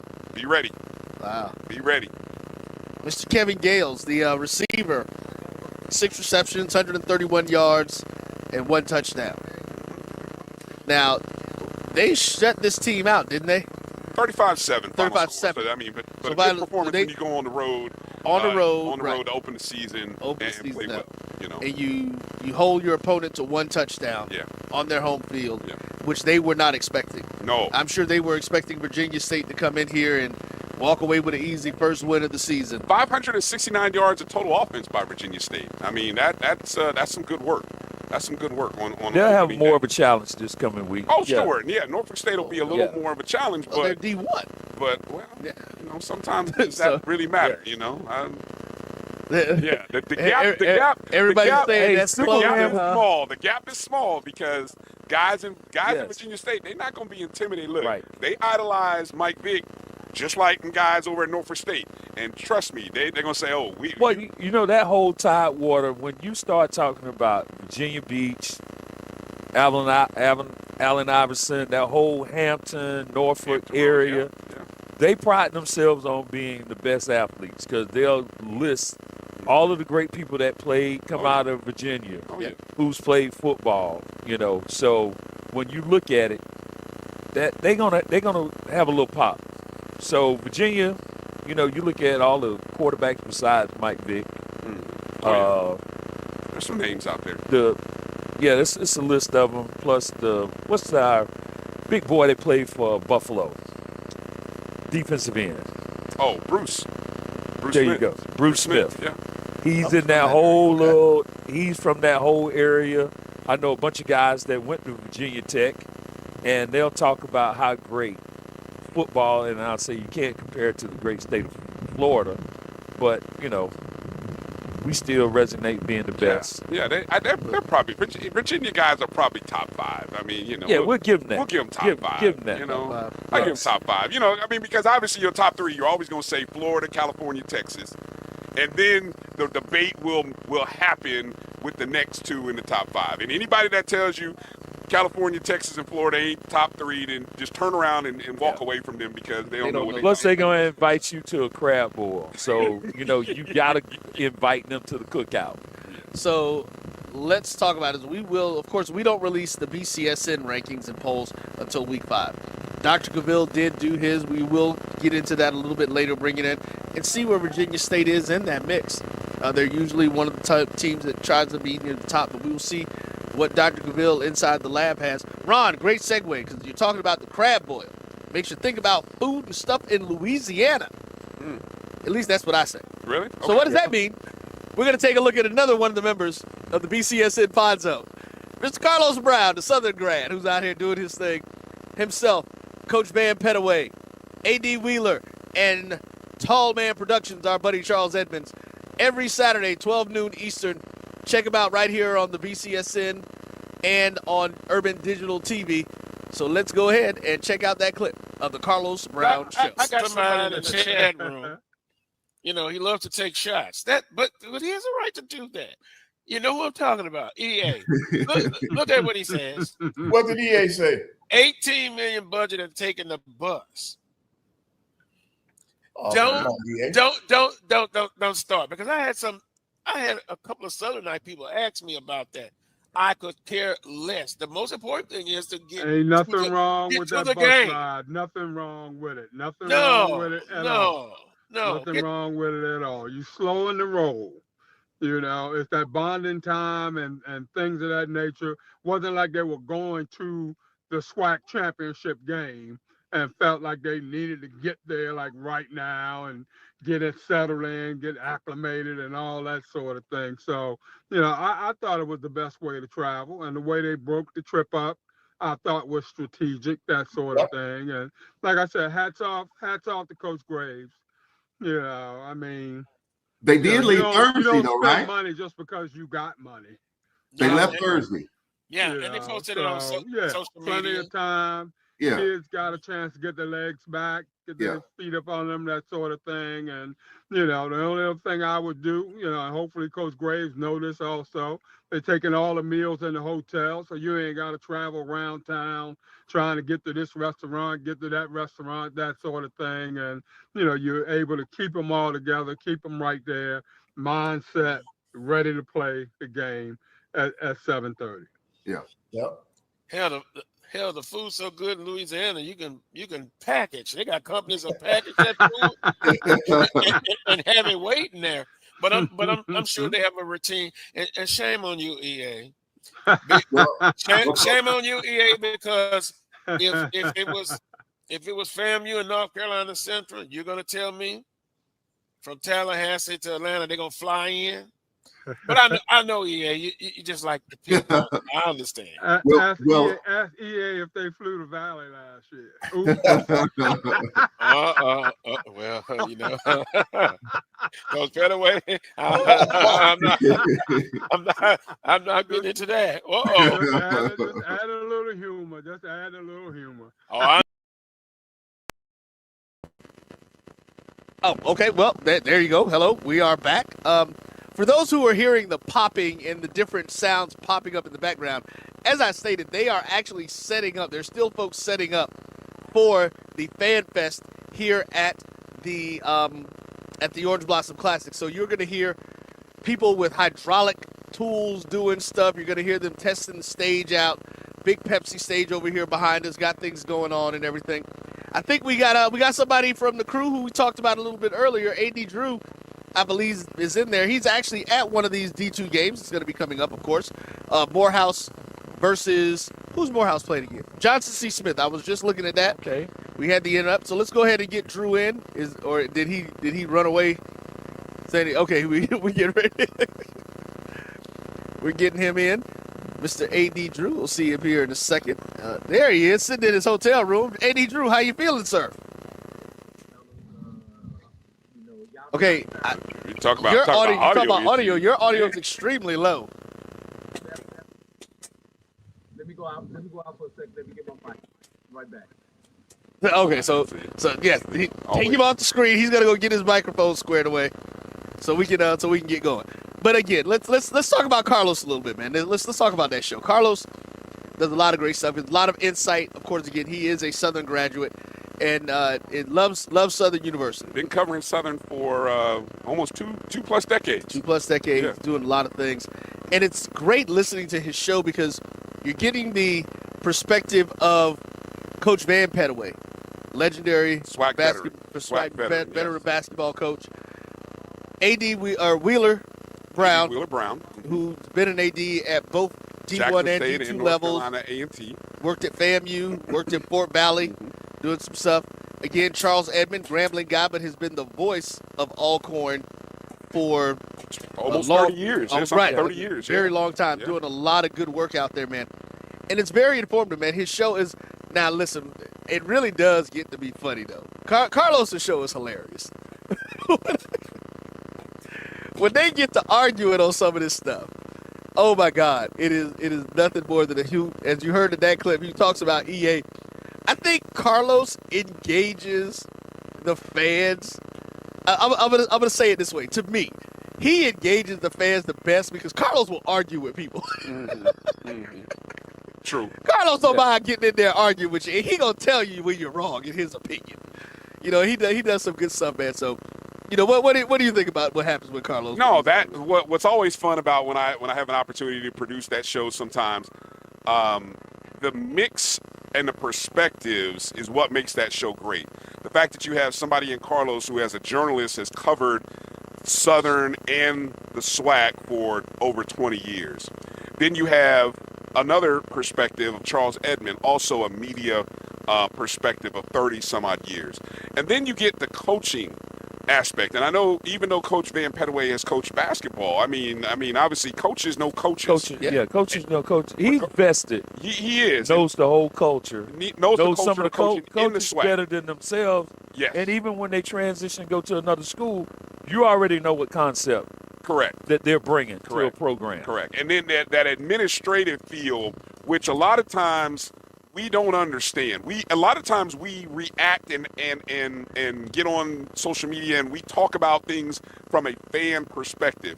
The beautiful thing about Wheeler Brown, he is the reality of most arguments and conversations because he understands from an administrative level what schools can and can't do. And sometimes that's hard to swallow. We don't understand. Well, why can't we?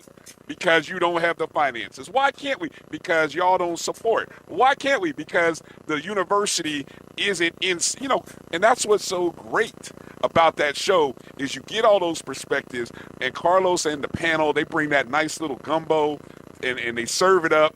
And I'm telling you, man, it's a great Saturday show, noon Eastern, 11 Central. I love listening to those guys. I still say those beignets are just powdered donuts. That's all it is. It's just powdered donuts. Yes. Yeah. Okay. Yeah. I mean, I thought that's what it was. What else is Yeah, it? but I'm just saying, I don't see. What else is it? See the whole. It's the water. See, the people. What I'm gonna say, what it always goes to is the water. Okay.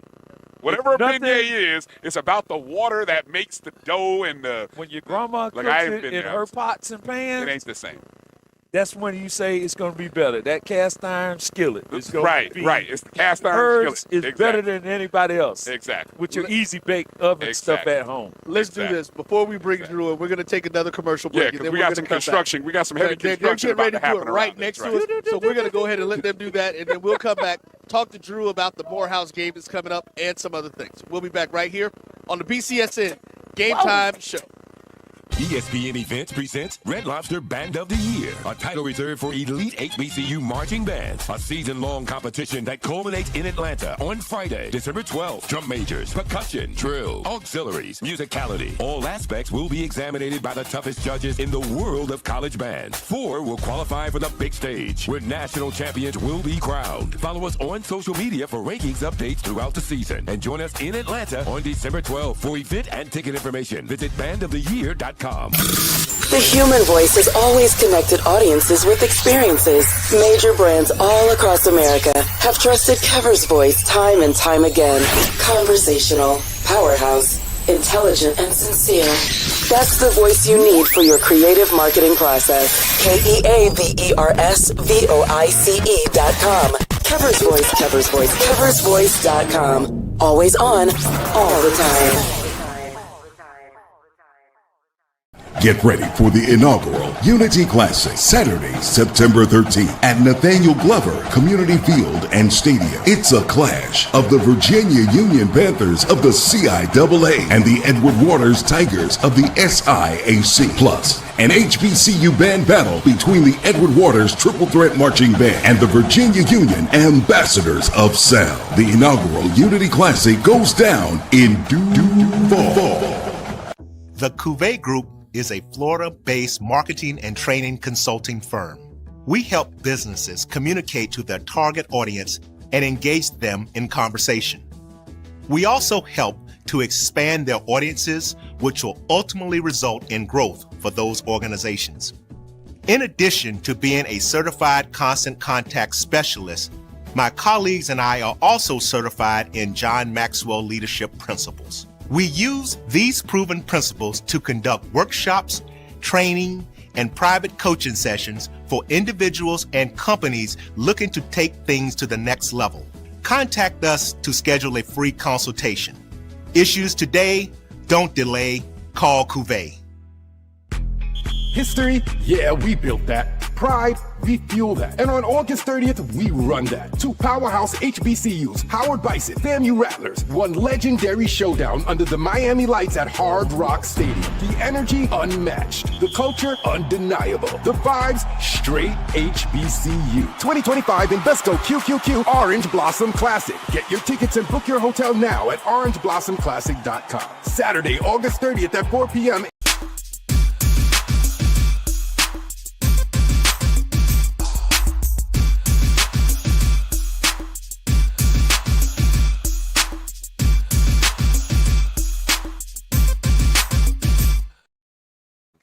Hello, everyone, and welcome back to the BCSN Game Time Show, live from that very same Orange Blossom Classic, Hard Rock Stadium, the Miami Dolphins home. Hopefully, you know what? I don't even want to talk about it. Don't do it. We're going to leave that alone. I don't even want to talk about my Dolphins right now. Don't do it to yourself. Because I will say something, and Brian can back me up on this. This is the one conversation we're going to have about the Dolphins. When we drafted Tua, was I or was I not pissed and said we better not draft him because he is going to be injured every year when we get to the playoffs? You are correct, sir. I wanted us to get Jalen Hurts. I didn't think he was that good. He was a great college quarterback. No, he was hurt in college. Yes. He threw 2 routes. He had a fly route and a slant because he had the fastest guys in the game, and they have 220-pound running backs. So I don't know why I grew up Mercury, Mars, Bob, Greasy, everyone. And I was surprised that they put invested so much in That's them. fine. Go to yours. That's why we have yours up.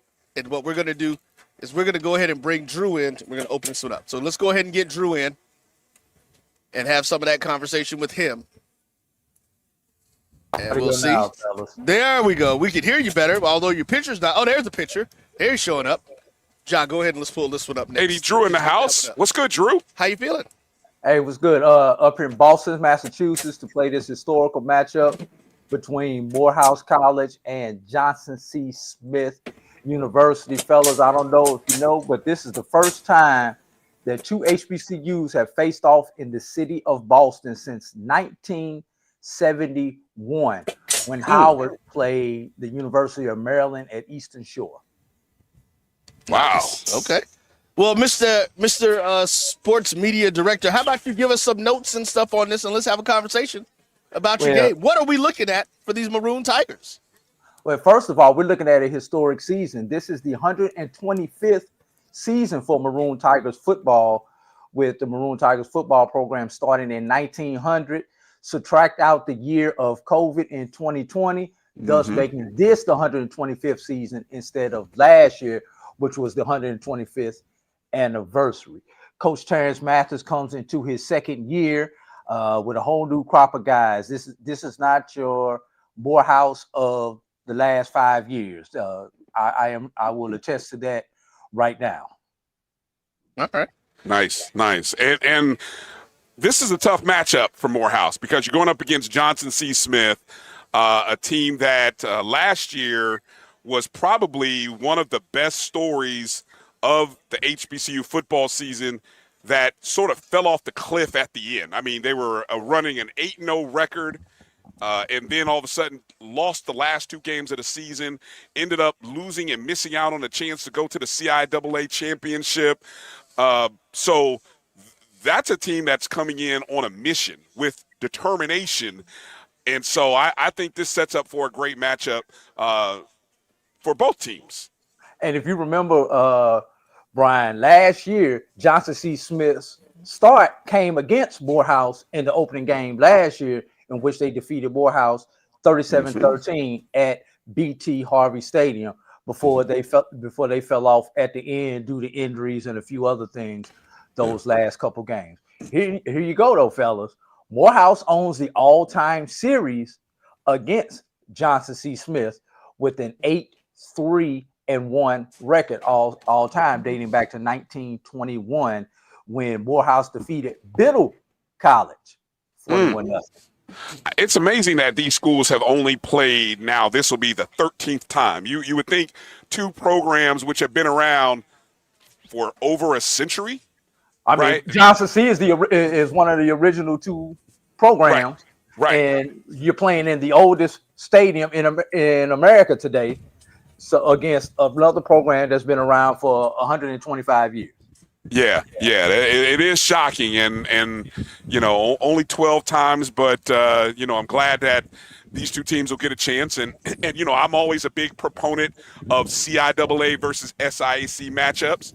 I think we need more of them. So the fact that you're getting that to open the season, hey, let's go. I'm all for it. I'm looking forward to it. You got a good one on your hands. And you got 4 of them this weekend. So we're gonna see if the SIAC can correct the matchup from last year, in which the CIAA went 6-0 against the SIAC last year. So we definitely need some market correction for our conference. Hey, I'm telling you, this could be Morehouse could get it started off right. Those other 3 games, well, you said there's a total of 4. Those other 3 games off the top of my head, I'm trying to recall, but we're going to do that later. Okay, Roy, see, we're going to do that a little bit later, Drew. I don't know if you'll be able to come back and hang around. No, I'm not going to let him do it. Listen, we have a schedule, folks. We're going to keep to the schedule. Right, we adjust some of the stuff. We got folks from the crew coming in. Also want to shout Drew out for being a member of the BCSN Sports Rap, folks. The longest running HBCU podcast in the country started in 1998. Wow. Okay. Yes, started in 98. We started in 98. Don't forget this is that. season number 9 with Drew and I. With you and Drew. Yep. So we had that. Just think Drew was behind the scenes a lot. Now he's talent. Well, Drew's always been talented. You can't listen. He's talented. Ron. That's multi-talented. Ron, you can't even offer a microphone and a camera to Drew and not get it. Yep, I'm there. We Yes. He is the man now. Listen, folks, we're going to do this while we get ready to go through a couple of changes and stuff. We're going to listen to another interview with from the Majority Greek situation. If you were at the beginning of the show, you saw Barber-Scotia College is on the comeback. Another one of the schools in North Carolina, the state with the most HBCUs. But the president, Chris Ray, former immediate past president of the Phi Beta Sigma Fraternity Incorporated, is now the president at Barber-Scotia, and the brother is working to do his thing. First year in over 20 years that they actually have students on campus. Wow. But we're going to listen to a video with him in an interview with our guys from Majority Greek Magazine, Antoine Dwayne Jones, talking about what they've got going on. Drew, we'll get back with you in a little bit. Folks, we'll be back after this interview.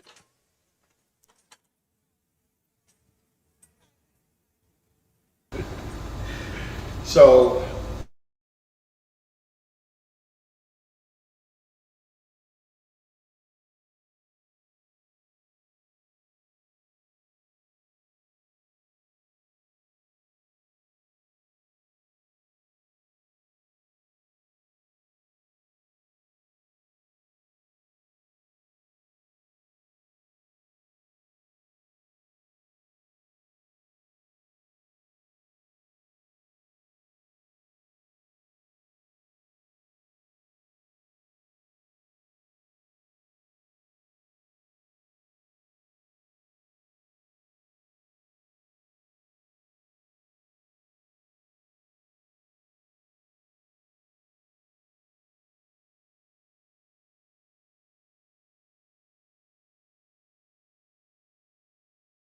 ESPN Events presents Red Lobster Band of the Year, a title reserved for elite HBCU marching bands. A season-long competition that culminates in Atlanta on Friday, December 12th. Drum majors, percussion, drill, auxiliaries, musicality. All aspects will be examined by the toughest judges in the world of college bands. 4 will qualify for the big stage, where national champions will be crowned. Follow us on social media for rankings updates throughout the season. And join us in Atlanta on December 12th. For event and ticket information, visit bandoftheyear.com. The human voice has always connected audiences with experiences. Major brands all across America have trusted Cover's voice time and time again. Conversational, powerhouse, intelligent, and sincere. That's the voice you need for your creative marketing process. KEAVERSVOICE.com. Cover's Voice, Cover's Voice, CoversVoice.com. Always on, all the time. Get ready for the inaugural Unity Classic, Saturday, September 13th at Nathaniel Glover Community Field and Stadium. It's a clash of the Virginia Union Panthers of the CIAA and the Edward Waters Tigers of the SIAC. Plus, an HBCU band battle between the Edward Waters Triple Threat Marching Band and the Virginia Union Ambassadors of Sound. The inaugural Unity Classic goes down in fall. The Cuvée Group is a Florida-based marketing and training consulting firm. We help businesses communicate to their target audience and engage them in conversation. We also help to expand their audiences, which will ultimately result in growth for those organizations. In addition to being a certified constant contact specialist, my colleagues and I are also certified in John Maxwell Leadership Principles. We use these proven principles to conduct workshops, training, and private coaching sessions for individuals and companies looking to take things to the next level. Contact us to schedule a free consultation. Issues today, don't delay, call Cuvée.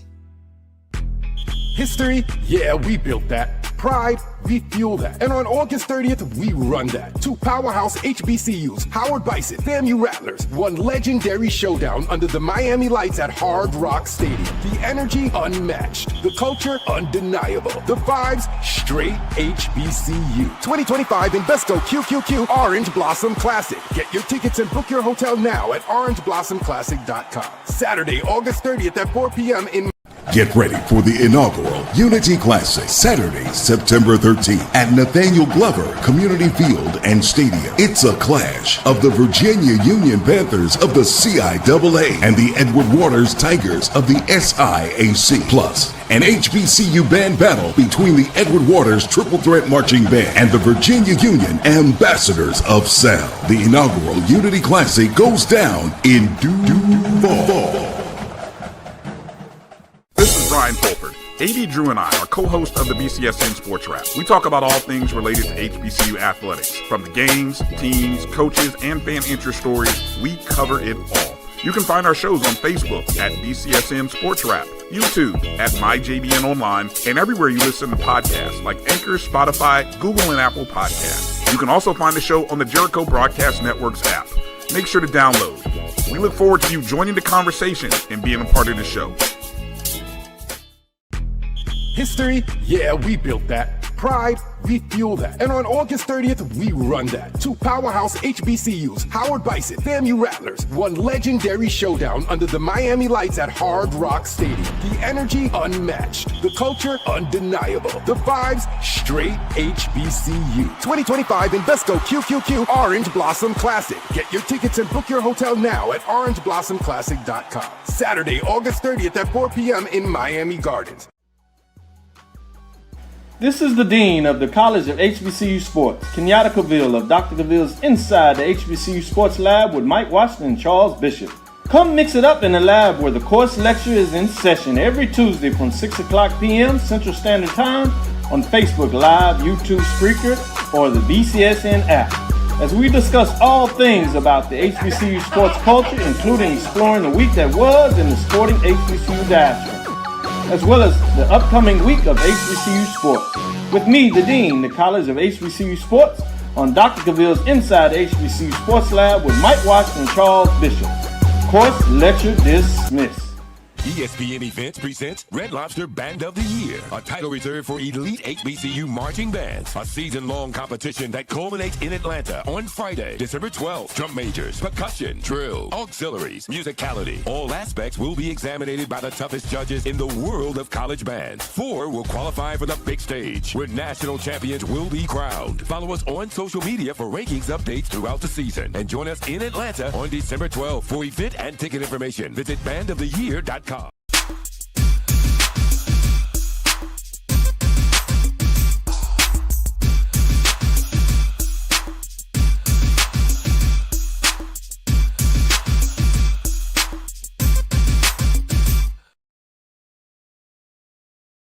BCSN Game Time right here live from FanFest outside of the Hard Rock Stadium in Miami Gardens. The Invesco QQQ Orange Blossom Classic kicking off at 4 o'clock Eastern Time. You can watch it right on ESPNU.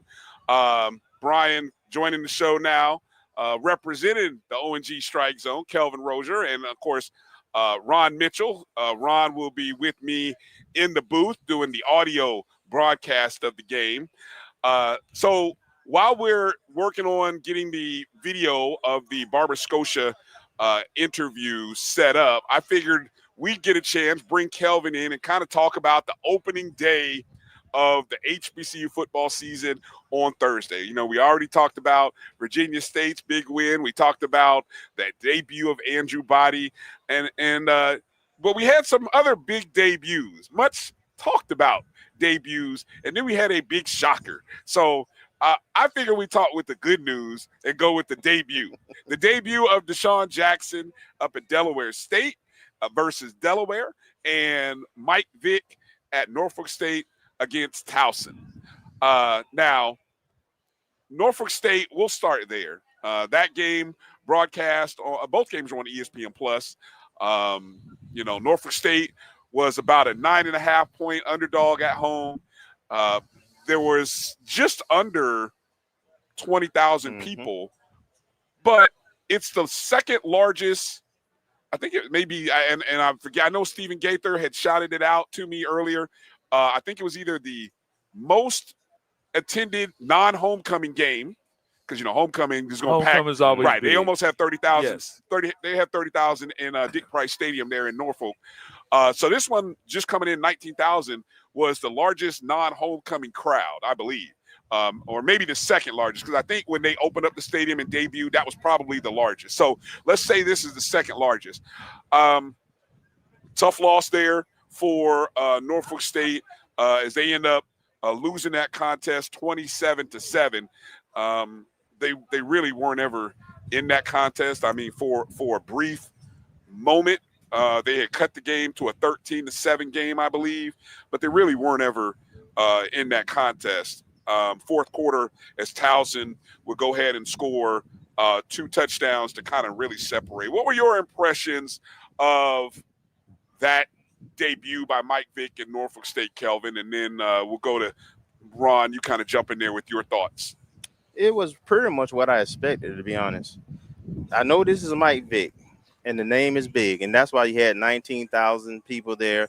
That's why you had the First Take crew there earlier in the day. That's right. All that was good. That was great exposure. But when you get in between those lines for those 3 hours, that don't matter. The players you have, the coaches, the experience, all that, the talent, all that works together. And so it's going to take some time for Mike to, get everything he needs and to learn what he needs. So, I mean, the score was closer than what the game actually was, to be honest, because they struggled so much moving the ball offensively. And that's really what I expected, and that's the way the rest of the season gonna look. If they can pull off 4 to 5 wins, to me is a good season for Vic in year one. All right, Ron, your thoughts on what the debut of Mike Vick in this world of college football means, and just your impressions. I give him 2 years where you'll see a significant change in the program, and like you say, First Take, you got Cam Newton on campus. You got all the smoke you want and the attention. That still won't change your talent level in the locker room. I don't care. Jordan can sponsor you. You won't jump like Jordan. But you work with what you have. And really, we have to be honest. It takes these first 3 weeks for these coaches to find, before we go, quote, unquote, an identity of your team. You got to look at who's going to go down. Somebody's going to step up. You might lose a guard. He's the most important person, but he's not a household name. He can be very instrumental making these play calls, keeping your quarterback up, making the adjustments. So it takes a little time for that rhythm to start to develop. It's like don't hit your grandmother, all season now. Now the tards are off, it's live football. Your quarterback is going to get hit. Now you're going to see, can he take a hit and throw the ball on the next down, or if he takes a hit and you got to run the ball. Now, when you have that type of stuff, defensive coordinators know how to tee off on you at that point. So we'll find a little identity. Mike Vick being there, they're going to coach him up. They're going to get a little – they're going to be a lot of people coming in giving speeches. Yeah. They're going to get all the speeches. A lot of special guests. A lot of special guests going to hit the locker room. The music level is going to increase. The food is going to get a little better. Okay. But it still takes a little time. Mm-hmm.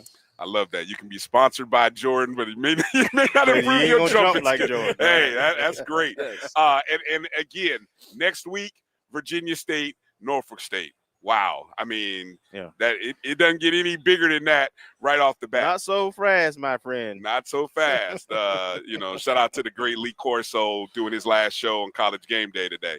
And then the other debut in the MEAC, Deshaun Jackson, Delaware State, an in-state game, Delaware State versus Delaware. Now, if you paid attention to this history between these two teams, right, I saw it was a 27-point spread. But these games have not been blowouts, even before Deshaun Jackson. I mean, Delaware, and whether that's because, Delaware is like, hey, we don't want to embarrass the – and once a time, Delaware was FCS. So now Delaware is making the transition to FBS. This is the first year for them doing that. But they've had a good program. Delaware State has struggled over some years, and but the games have never been big 30-point blowouts. So if you back Deshaun Jackson in game one, congratulations, right? But This was actually a game in which at halftime Delaware trailed 14-3, and at one point it was a 4-point game, 14-10. 14-10 before Delaware found back-to-back touchdowns, one of those coming on an interception, a pick six, and that was kind of about all she wrote after that. How do we evaluate Deshaun Jackson and Delaware State debut, who I thought of the two, I thought their debut was way better and more impressive than Mike Vick and Norfolk State's? So I agree with you, Brian. And you have to remember Delaware is transitioning. So Delaware has a little bit more resources and talent. So they transitioned from the conference they was in, and they transitioned it up to FBS. Right. So that hill is a little steeper in trying to compete with them now because they have more resources. However, I thought Deshaun Jackson and Delaware State showed a lot of fight, and I thought he was a little bit better prepared for this opportunity because unlike Vic, he had actually done some coaching on some staffs. His mom is an HBCU grad, so he has some understanding of a HBCU campus and resources. And when he was announced, you saw what he was doing from a recruiting standpoint. He brought in some really skilled, high-level skill players, right? He still's got to get the depth he needs on a line. And he also brought in my opinion, some really experienced coaches. So all that together against transitioning FBS team in-state rival, they showed themselves to be legitimate, right? And the MEAC needs to pay attention. You don't expect you to just you don't expect much from either team, but don't look at the Hornets and DSU and Marker W just yet. Okay. You better bring your lunch pail. Ron, any difference between a quarterback, and I know we got to go to break here, so any difference between a wide receiver of Deshaun Jackson's ilk stepping into this role versus Mike Vick, a quarterback stepping into this? I think both are in the same category because they, even though they sit in different quarterback room versus the wide receiver room, you have to know your position and your talent level. I say compress everything and get them familiar with repetition. Don't come in with your skill set. It's kind of like watching these grown men coach Pee-wee football. They come in with the 40-year-old guy philosophy to teach us 8-year-old, and the kid can barely remember the 2-hole from the 3-hole, you know? So don't overcomplicate things with then you have to pick up the language. What are you going to bring in? Because, play calling. Find out your talent level, and then you got to find a quarterback. Can he get the information out? A lot of times we hear that stigma. He's not smart or he's not that right. He's just an athlete. Well, you got to simplify things so my team's skill set is able to get out on the field and we execute. It's all about execution. Gotcha. Luck will come in. Guy throws a pick six. That's 5 minutes of an offensive drive that they don't have to worry about because you gave them a free 6. Right. So, or an 8-minute drive. A lot of quarterbacks can't get 3 consecutive first downs. All of a sudden, are you trying to go for the home run ball, or we just want to work our little counter plays and see where we are? Set up the dominoes one by one before we go at the big one. So I think, like you say, talent level, Dale State, even though it's Delaware, we're not going to say they got a high talent level in Delaware, but they sit there and they play within the box. I say stay within the scheme and good things happen. Okay.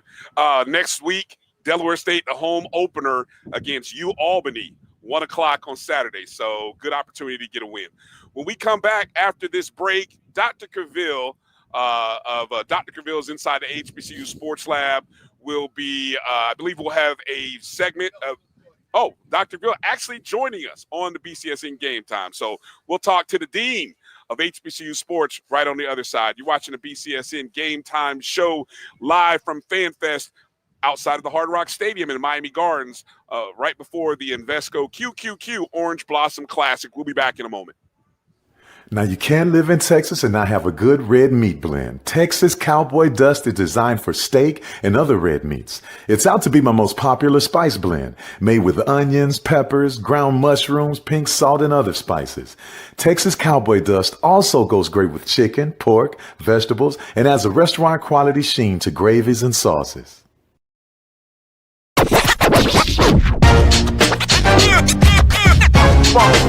It's like a loop machine. All around town, people trying to get down. Vanilla smoked sea salt seasoning is for seafood. The tarragon and fennel bring out the natural sweetness in seafood.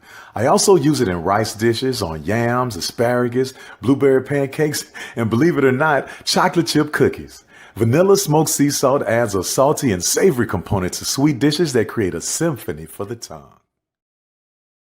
Get ready for the inaugural Unity Classic, Saturday, September 13th at Nathaniel Glover Community Field and Stadium. It's a clash of the Virginia Union Panthers of the CIAA and the Edward Waters Tigers of the SIAC. Plus, an HBCU band battle between the Edward Waters Triple Threat Marching Band and the Virginia Union Ambassadors of Sound. The inaugural Unity Classic goes down in Duval. History? Yeah, we built that. Pride? We fuel that. And on August 30th, we run that. Two powerhouse HBCUs, Howard Bison, FAMU Rattlers, one legendary showdown under the Miami lights at Hard Rock Stadium. The energy unmatched. The culture undeniable.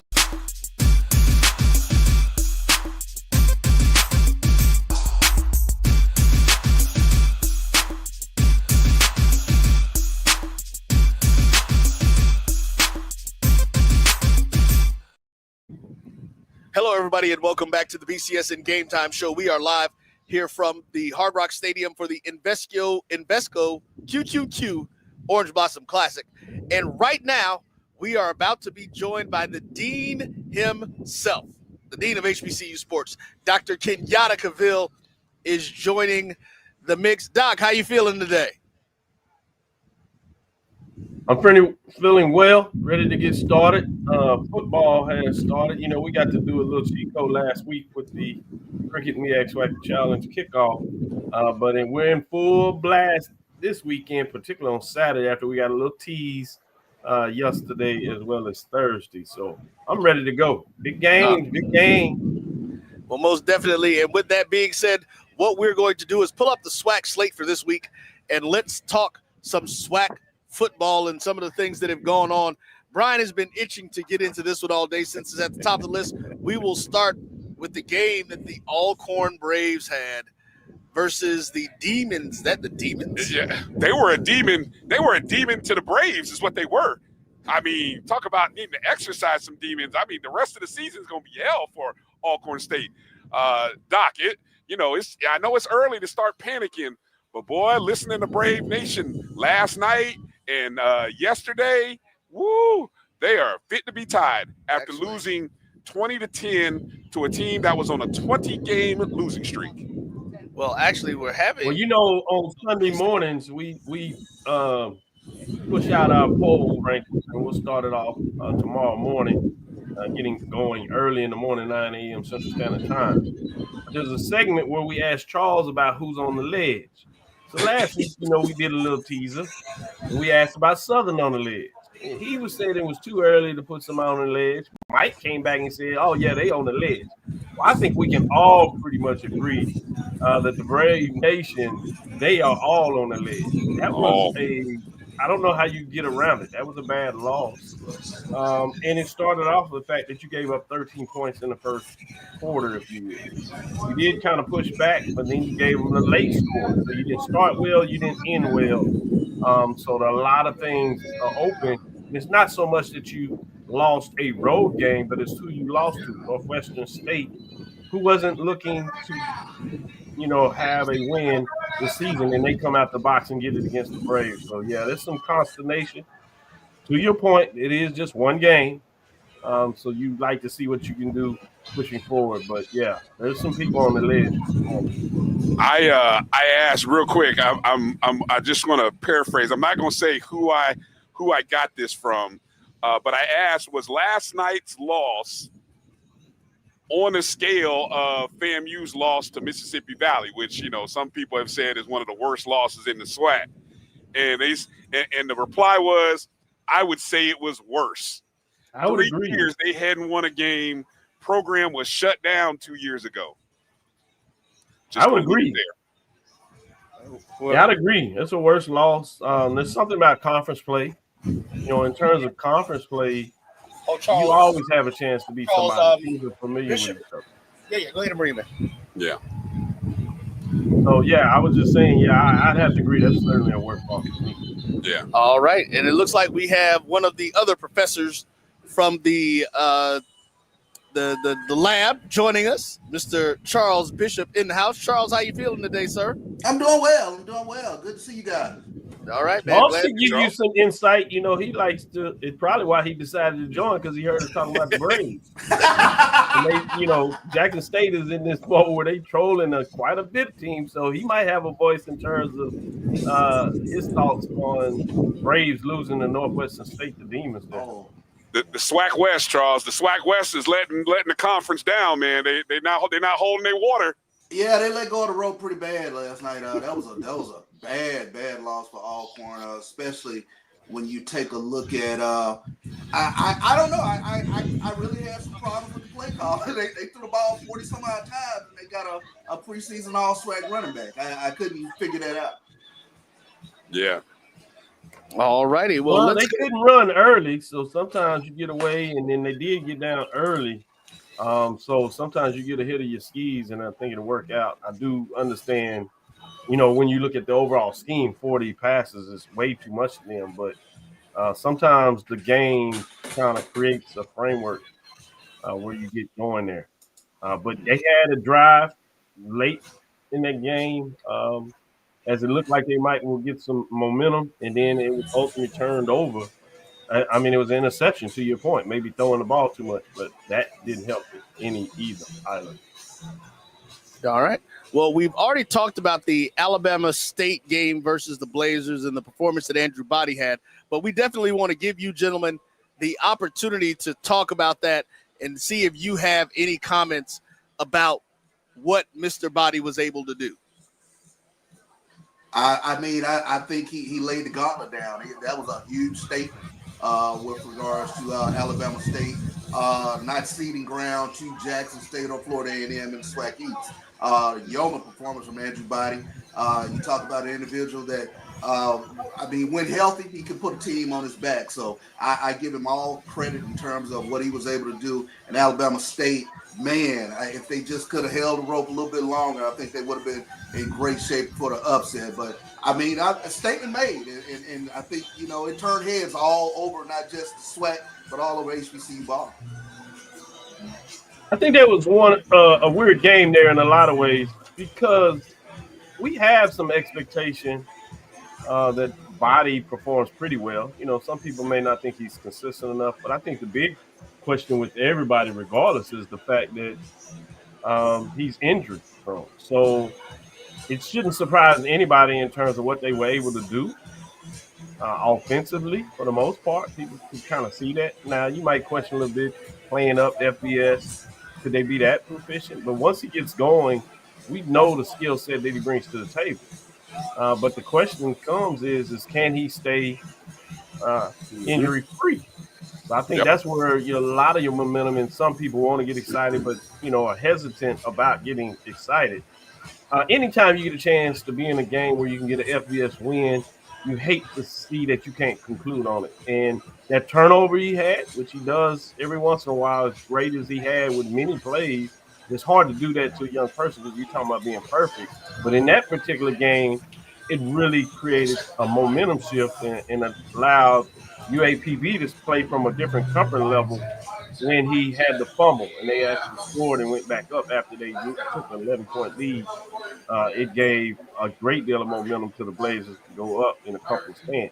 And then on that last drive, you had at third down where they get the big run. you let a lot of gas out, and you're like, oh, we got to find a way. Great blocks. You got to acknowledge that. You have a little question maybe from some people on what they call the third down, where they got the pass interference, where they would have to kick the field goal. You're still in some decent chances. So it just wasn't meant to be. But yeah, I know a lot of folks, HBCU fans that were hearing about it, end up turning it on, so they got to see it. And so you certainly got to keep your left eye on the Hornets now. All right. Folks, what we're going to do, guys, is we're going to kind of go through this next set. These are the games that are going to be happening today. So we're kind of do a little rapid fire. I'm going to start with those that are not including the HBCUs playing HBCUs. So that's why we're going through those quick. And then we're going to come back and go through the other one. Charles, that means I'm not holding your game to the end because it's Jackson State, just because they're playing another HBCU. With that being said, we've got the Bulldogs of Alabama A&M going up against the Razorbacks of Arkansas. Brian?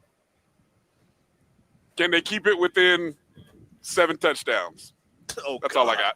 Oh. Charles? Yeah, I'll keep it within 5 touchdowns. Let me draw it back a little bit. All right. Kelvin? You know them sorry Mets lost?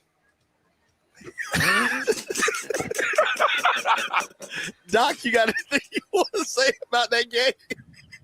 Man, I feel bad if I don't go with the team. They're like, yes, no. We'll leave it at that. Not much to say. All right.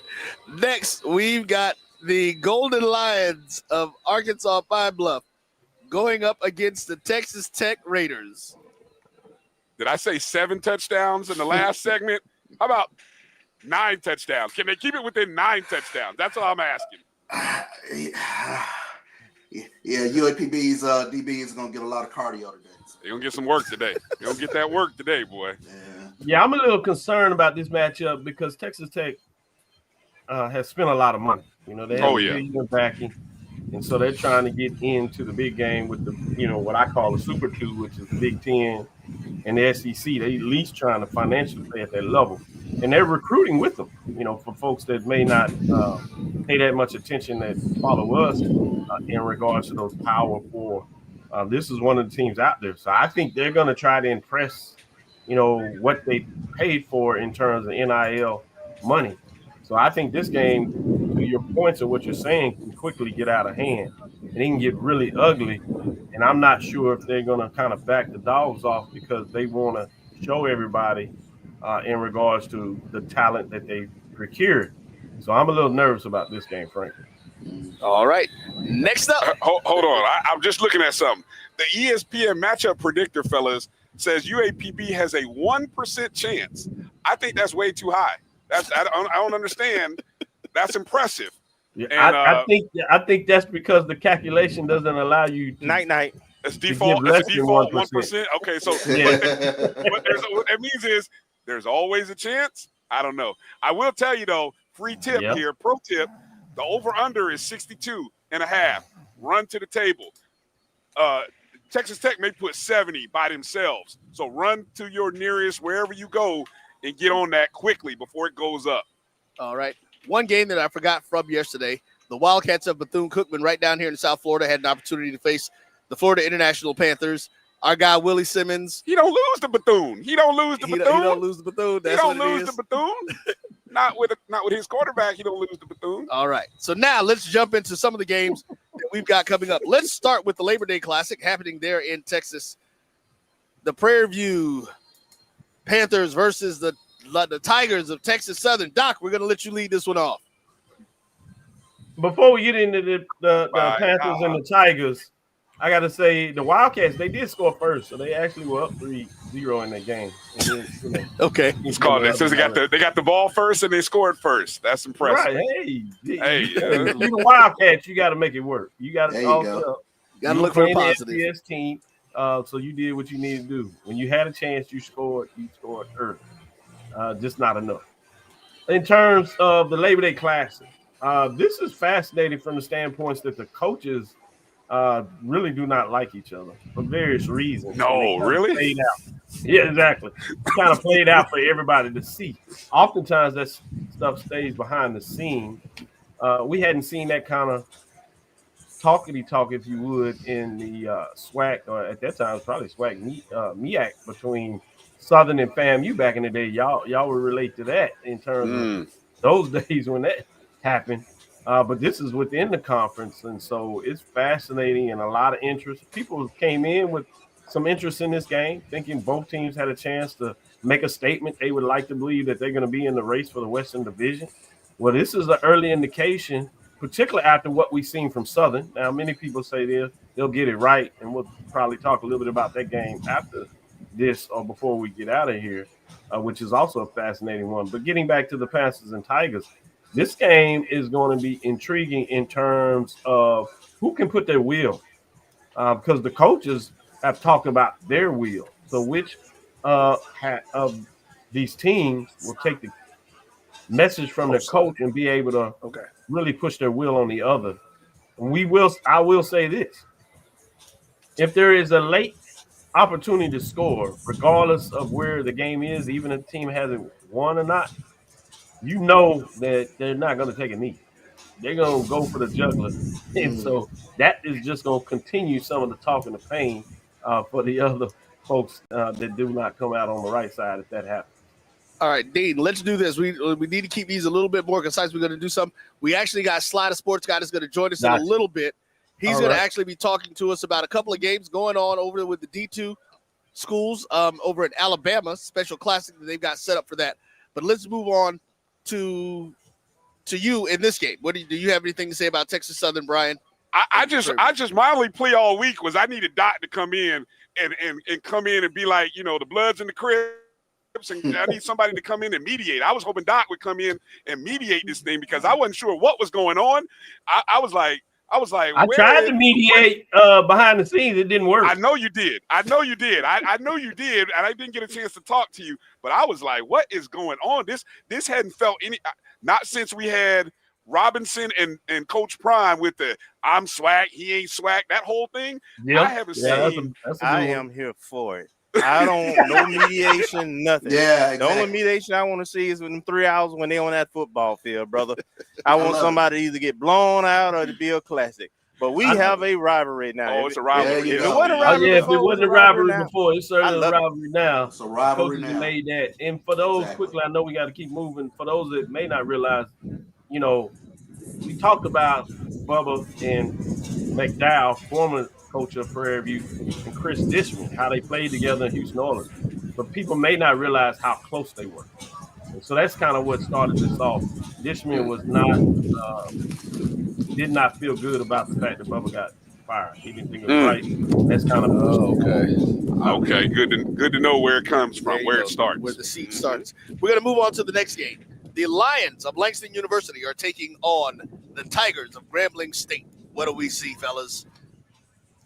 I don't know. I mean, Langston. We always used to talk about Langston as being that D2 NAIA level mid-major, Doc, as you called it on your poll. And then we didn't hear much about them last season. So they've had a history of being competitive against SWAC opponents. So it'll be kind of interesting to see what Langston has in store. I don't think we know anything. I think Grambling is the school I think we know least about among all 12 SWAC schools. I have no idea what Grambling is coming to the table with. So good luck. If I'm honest there, Langston, Grambling, we'll see if something shakes out when they play the game. But right now, it's Charles? Yeah, I mean, as we talked about, I think the SWAC West is wide open. So it's a huge opportunity for Grambling to go out there and put something out there that makes the fan base feel good about the team again. So I need to see Grambling not just win, but they need to win big in this. All right. Doc, you got anything you want to mention? Yeah, I would say this. I don't think this does anything for Grambling. They win big, people are going to do like Kelvin and say, yeah. If they lose, then everybody's eyes will be wide open. The problem you have, you don't know what's coming in with Langston. And like you said, several years ago, Langston was in our top 7 and would push for the 1, 2, even number 1 spot one year in terms of what they did. But 2 years ago, they had an awful season. They kind of rebounded a little bit last year, but it wasn't anything to their expectation what they have done the last 5 years. So I'm intrigued to see Can they get it back to the days where they were pushing for an NEIA playoff spot versus just being in the middle of the road in the conference? When they do that, they have the chance where we've seen them play Pine Bluff, play even Southern really well, where you at least had some intrigue about a key turnover or something could be the difference in the game. I'm not sure if that's going to be the case this year, but I have a little eye on to see what that looks like. All right, next up, the Southern Jaguars versus the Delta Devils of Mississippi Valley State. Brian? Everybody has a chance. Valley has told us everybody has a chance, and I don't know. Everyone thinks Southern is just going to turn it around. Okay. I won't be. Look, I will not be shocked if Valley does win. That's all I'm going to say about that game. Doc? Yeah, I was surprised I'm glad to see you ended it with that, because this has much more of interest for me. Because we just don't know where Delta Devils is. We always, when they have a new coach, always, at least at the beginning of the year, we always question, is this the year that they can take at least a modicum of the next step? We know Southern Jaguars have some issues. The question is, how fast can they fix them, and are they fixable? Most people like to think they're fixable, but sometimes it's hard when you can't stop the run. What are you going to do to get in that? Was that just a mentality? Was North Carolina Central just that good, or was it really showing the weaknesses of Southern?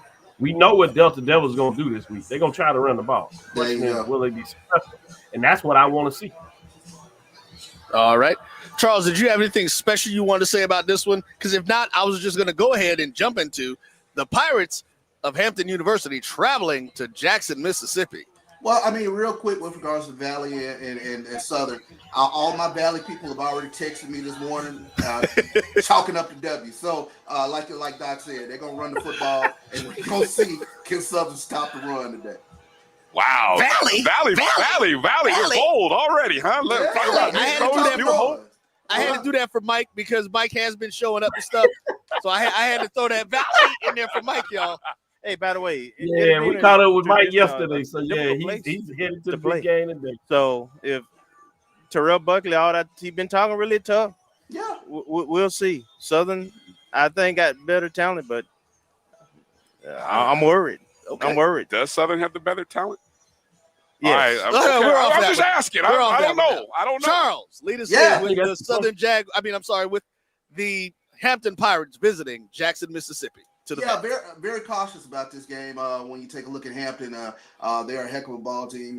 Talk about running back Jaquan Snipes and a very, very good defense. Defense that was in the upper echelon of the CAA last season. One of the things that I'm really looking at today is can Jackson State get that running game up and going? No Irv Mulligan, but they tell everybody they have a crowded backfield. So it'll be very interesting to see can Jackson State get an offense up and going early. If they get up and going early, I think it'll be a long day for Hampton, but I'm cautious in this one. All right, let's do this real quick. Is Sly still on the screen? Let's go ahead. Let's hold off on his last comments. Bring Sly in. He's got a pregame meeting he needs to get to. I want to get him in here really quick before he has to go. Our man, we were kind of moving around with some stuff. Had some things going. Sly, how you doing? Hey, I am doing great, man. I'm doing great. Hey, as a matter of fact, I'm here at the Old Gray Lady. Tilt your camera. You're sideways. You're sideways. Okay, my bad. Sideways. There we go. Talking at the side of your neck, baby. Man, I'm here in Birmingham, man, at the Old Green Lady. We're calling a game. It should be the Week 0 Labor Day Classic. It's a double header, man. A double header to kick things off. Fort Valley State taking. Don't let Brian hear you say that he has this thing in that D2 and Week 0. Thank you for acknowledging that. Thank you for acknowledging that because I was going to say it's Week 1, but go ahead. I call it with whatever the people paying me to call it. There you go, educated. I call it a check. But yeah, it's Fort Valley State taking on West Alabama, and then the league game, the first game will be Clark, Atlanta, taking on defending national runner-up Valdosta State. But I'm gonna be honest with you, fellas, man. I'm sitting down. They have a little league game going on right now before the game, and I think it's 10 and under. And man, hey, the future is bright looking at these 10 years. They recruiting early, boy. That's how you recruit early. Get the Pop Warner kids on campus, huh? Checking notes right now, trying to figure. They got a quarterback throwing the ball around, man. I can use him at a couple of different schools out there. Sly, let's do this for us, man. Really quick, what I'd like you to do, we're not even going to worry about the opponents. First off, tell us, what do you see that Clark Atlanta has to do this year to be successful? Well, Clark Atlanta has to replace David Wright. Now, David Wright, prolific passer, he's broken all type of passing records at two different schools, at Clark Atlanta and Allen. But here's the thing, he's broken the interception record at two different schools.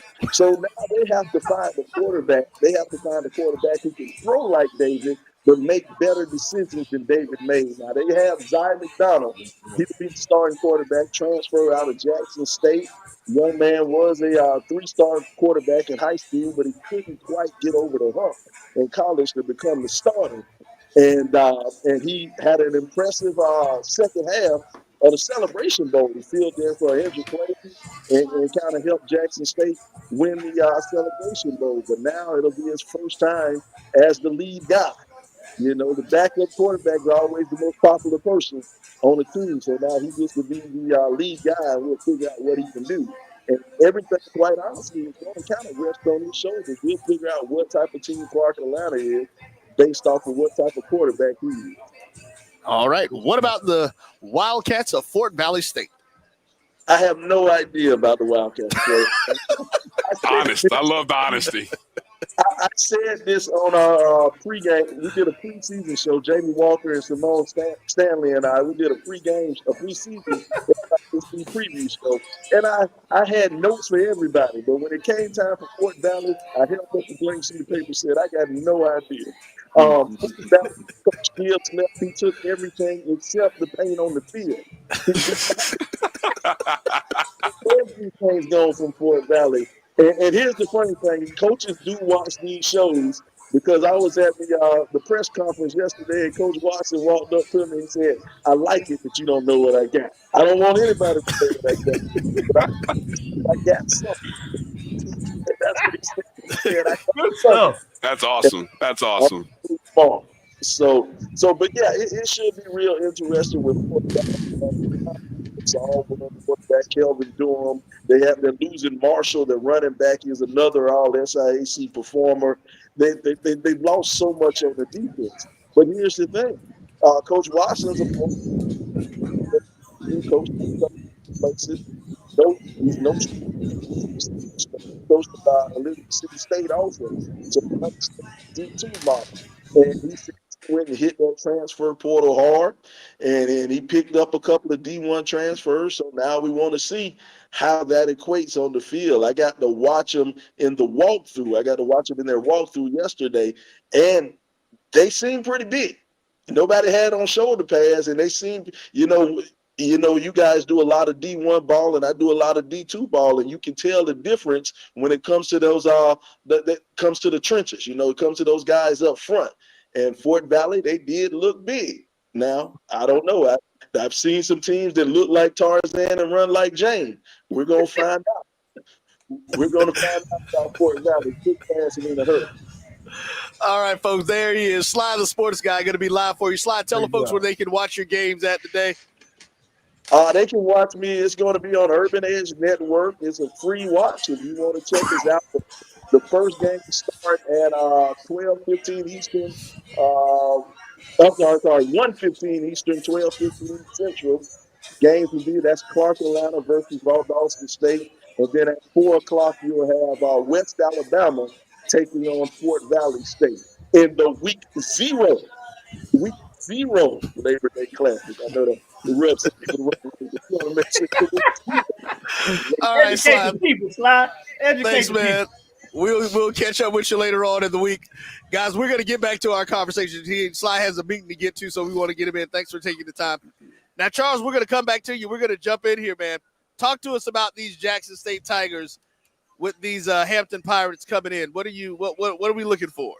I'm looking for Travis Terrell. I'm looking for a special teams play today that I think can really kind of turn momentum. You talk about a guy, whether he's returning kickoffs or returning punts, he's a game changer. He's a playmaker, and somebody that Jackson State has to figure out how to get the ball in his hands as much as they can today. I'm particularly paying attention to Jackson State's running game now with no Irv Mulligan. what's going to happen with regards to the run game, because I thought that was the hammer that Jackson State brought to every game last season in terms of having a guy that can get you 3-4 yards in a cloud of dust and just keep pounding you as you get to the fourth quarter. So I think a lot of things will be on Jacoby Morgan's broad shoulders today, but we'll see what happens. I know they have a very excited about their wide receiver room, but it should be a great game today.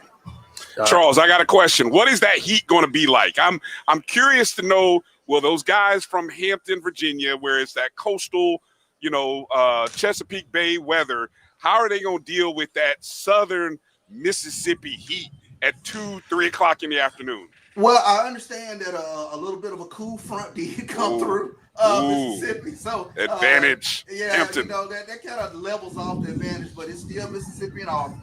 So it's just a little different than what they'll be feeling up there in up there in Hampton. But it should be one of those things. Like I said, I'm paying attention to Jackson State's running game because that was the secret to the sauce last year. They really wore down teams by the time they got to the fourth quarter. Yes, they did. All right, Brian, you have anything you want to say about this one? No, look, you're the defending champs. 10 wins in a row. There should be no letdown. The defense should be fired up. The defense was, as good as Irv Mulligan and all those other great offensive pieces were, it was the defense that would shut people down in the second half. They had an amazing streak last season in the second halves.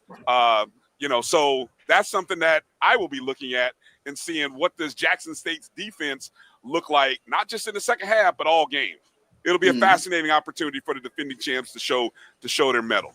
Now, I will go ahead and tell you guys this before Charles, hold on before you say anything. That is going to be the nicest that you will hear this gentleman talk about the Jackson State Tigers for a very long time.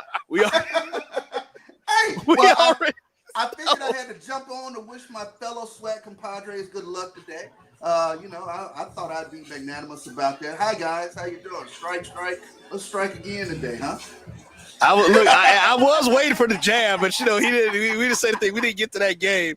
We're going to leave that to it, but let's do this to get you guys on there because we're going to go ahead and get this last one in, take a break, come back and close out with Ron because we got to get ready to go. Somebody told me to tell you to lay off their Hampton Pirates. We'll hold on to that. But for you, Doc, and you, Charles, last game to think about. The Invesco QQQ OBC, the Florida A&M Rattlers taking on the Bison of Howard University. Doc, what you got? I'm going to go back to Jack State with the vet real quick. It's a hard place to play, particularly now when you have so much with the fans being excited, particularly with the national champs playing home. But I'm interested in the styles of play. Hampton has played well against HBCUs of late, but now they come in deep in the South, as you all alluded to. It'll be interesting to see how long they'll be able to stay in the game. With the big game, when you talk about QQQ, Florida, a classic down there, Orange Blossom Classic. I have to go with the Rattlers. I think the Rattlers are going to bounce back. There are some questions, and we'll get a chance to see how far they bounce back. Obviously, Howard is going to look to try to make a statement, but I don't think it's enough in regards to playing in a different type of atmosphere, particularly against a Rattler team that is going to be focused coming into the play. All right, Charles? I want to see Thad Franklin. I want to see the Florida A&M running game. And then I know a lot of questions, will be around a new starter back there with R.J. Johnson. But I really want to pay attention to this massive offensive line for Florida A&M and Thad Franklin. Can they wear Howard down, especially down there in Miami when you talk about this ball game? All right, Kelvin? I think everybody's looking to compare this team to what they saw last year. But I don't think this is last year's coach, and this is not last year's team. So I'm interested to see if it's going to look different. And also, do FAMU get off to a quick start? Last year, Achilles' heels was, getting off the slow starts. And under Willie Simmons' regime, we could do that, and then we would make the adjustment at halftime, and we'll put teams away. So it's going to be interesting to see what kind of start this team gets off to. And, this game is only interesting if Howard keeps it close wins.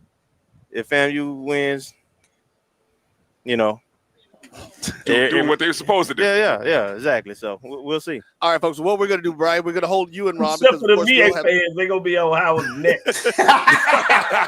Rightfully so, probably.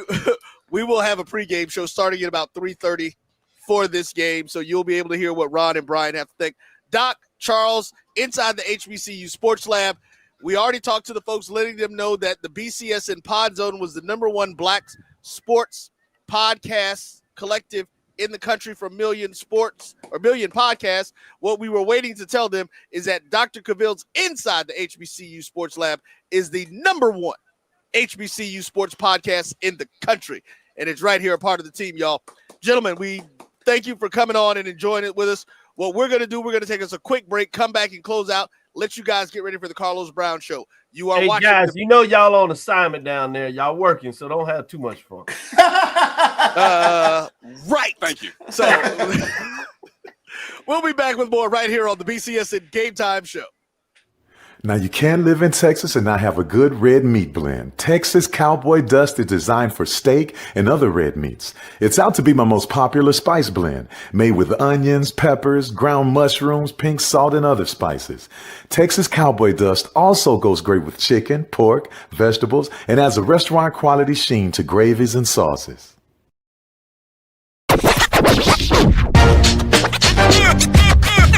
It's like a loop machine. All around town, people trying to get down. Vanilla smoked sea salt seasoning is for seafood. The tarragon and fennel bring out the natural sweetness in seafood. I also use it in rice dishes, on yams, asparagus, blueberry pancakes, and believe it or not, chocolate chip cookies.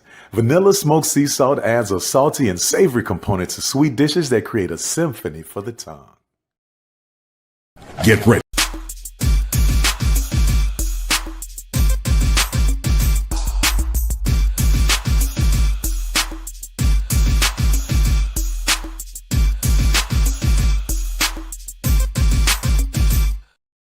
All right, well, we're back. How y'all guys doing?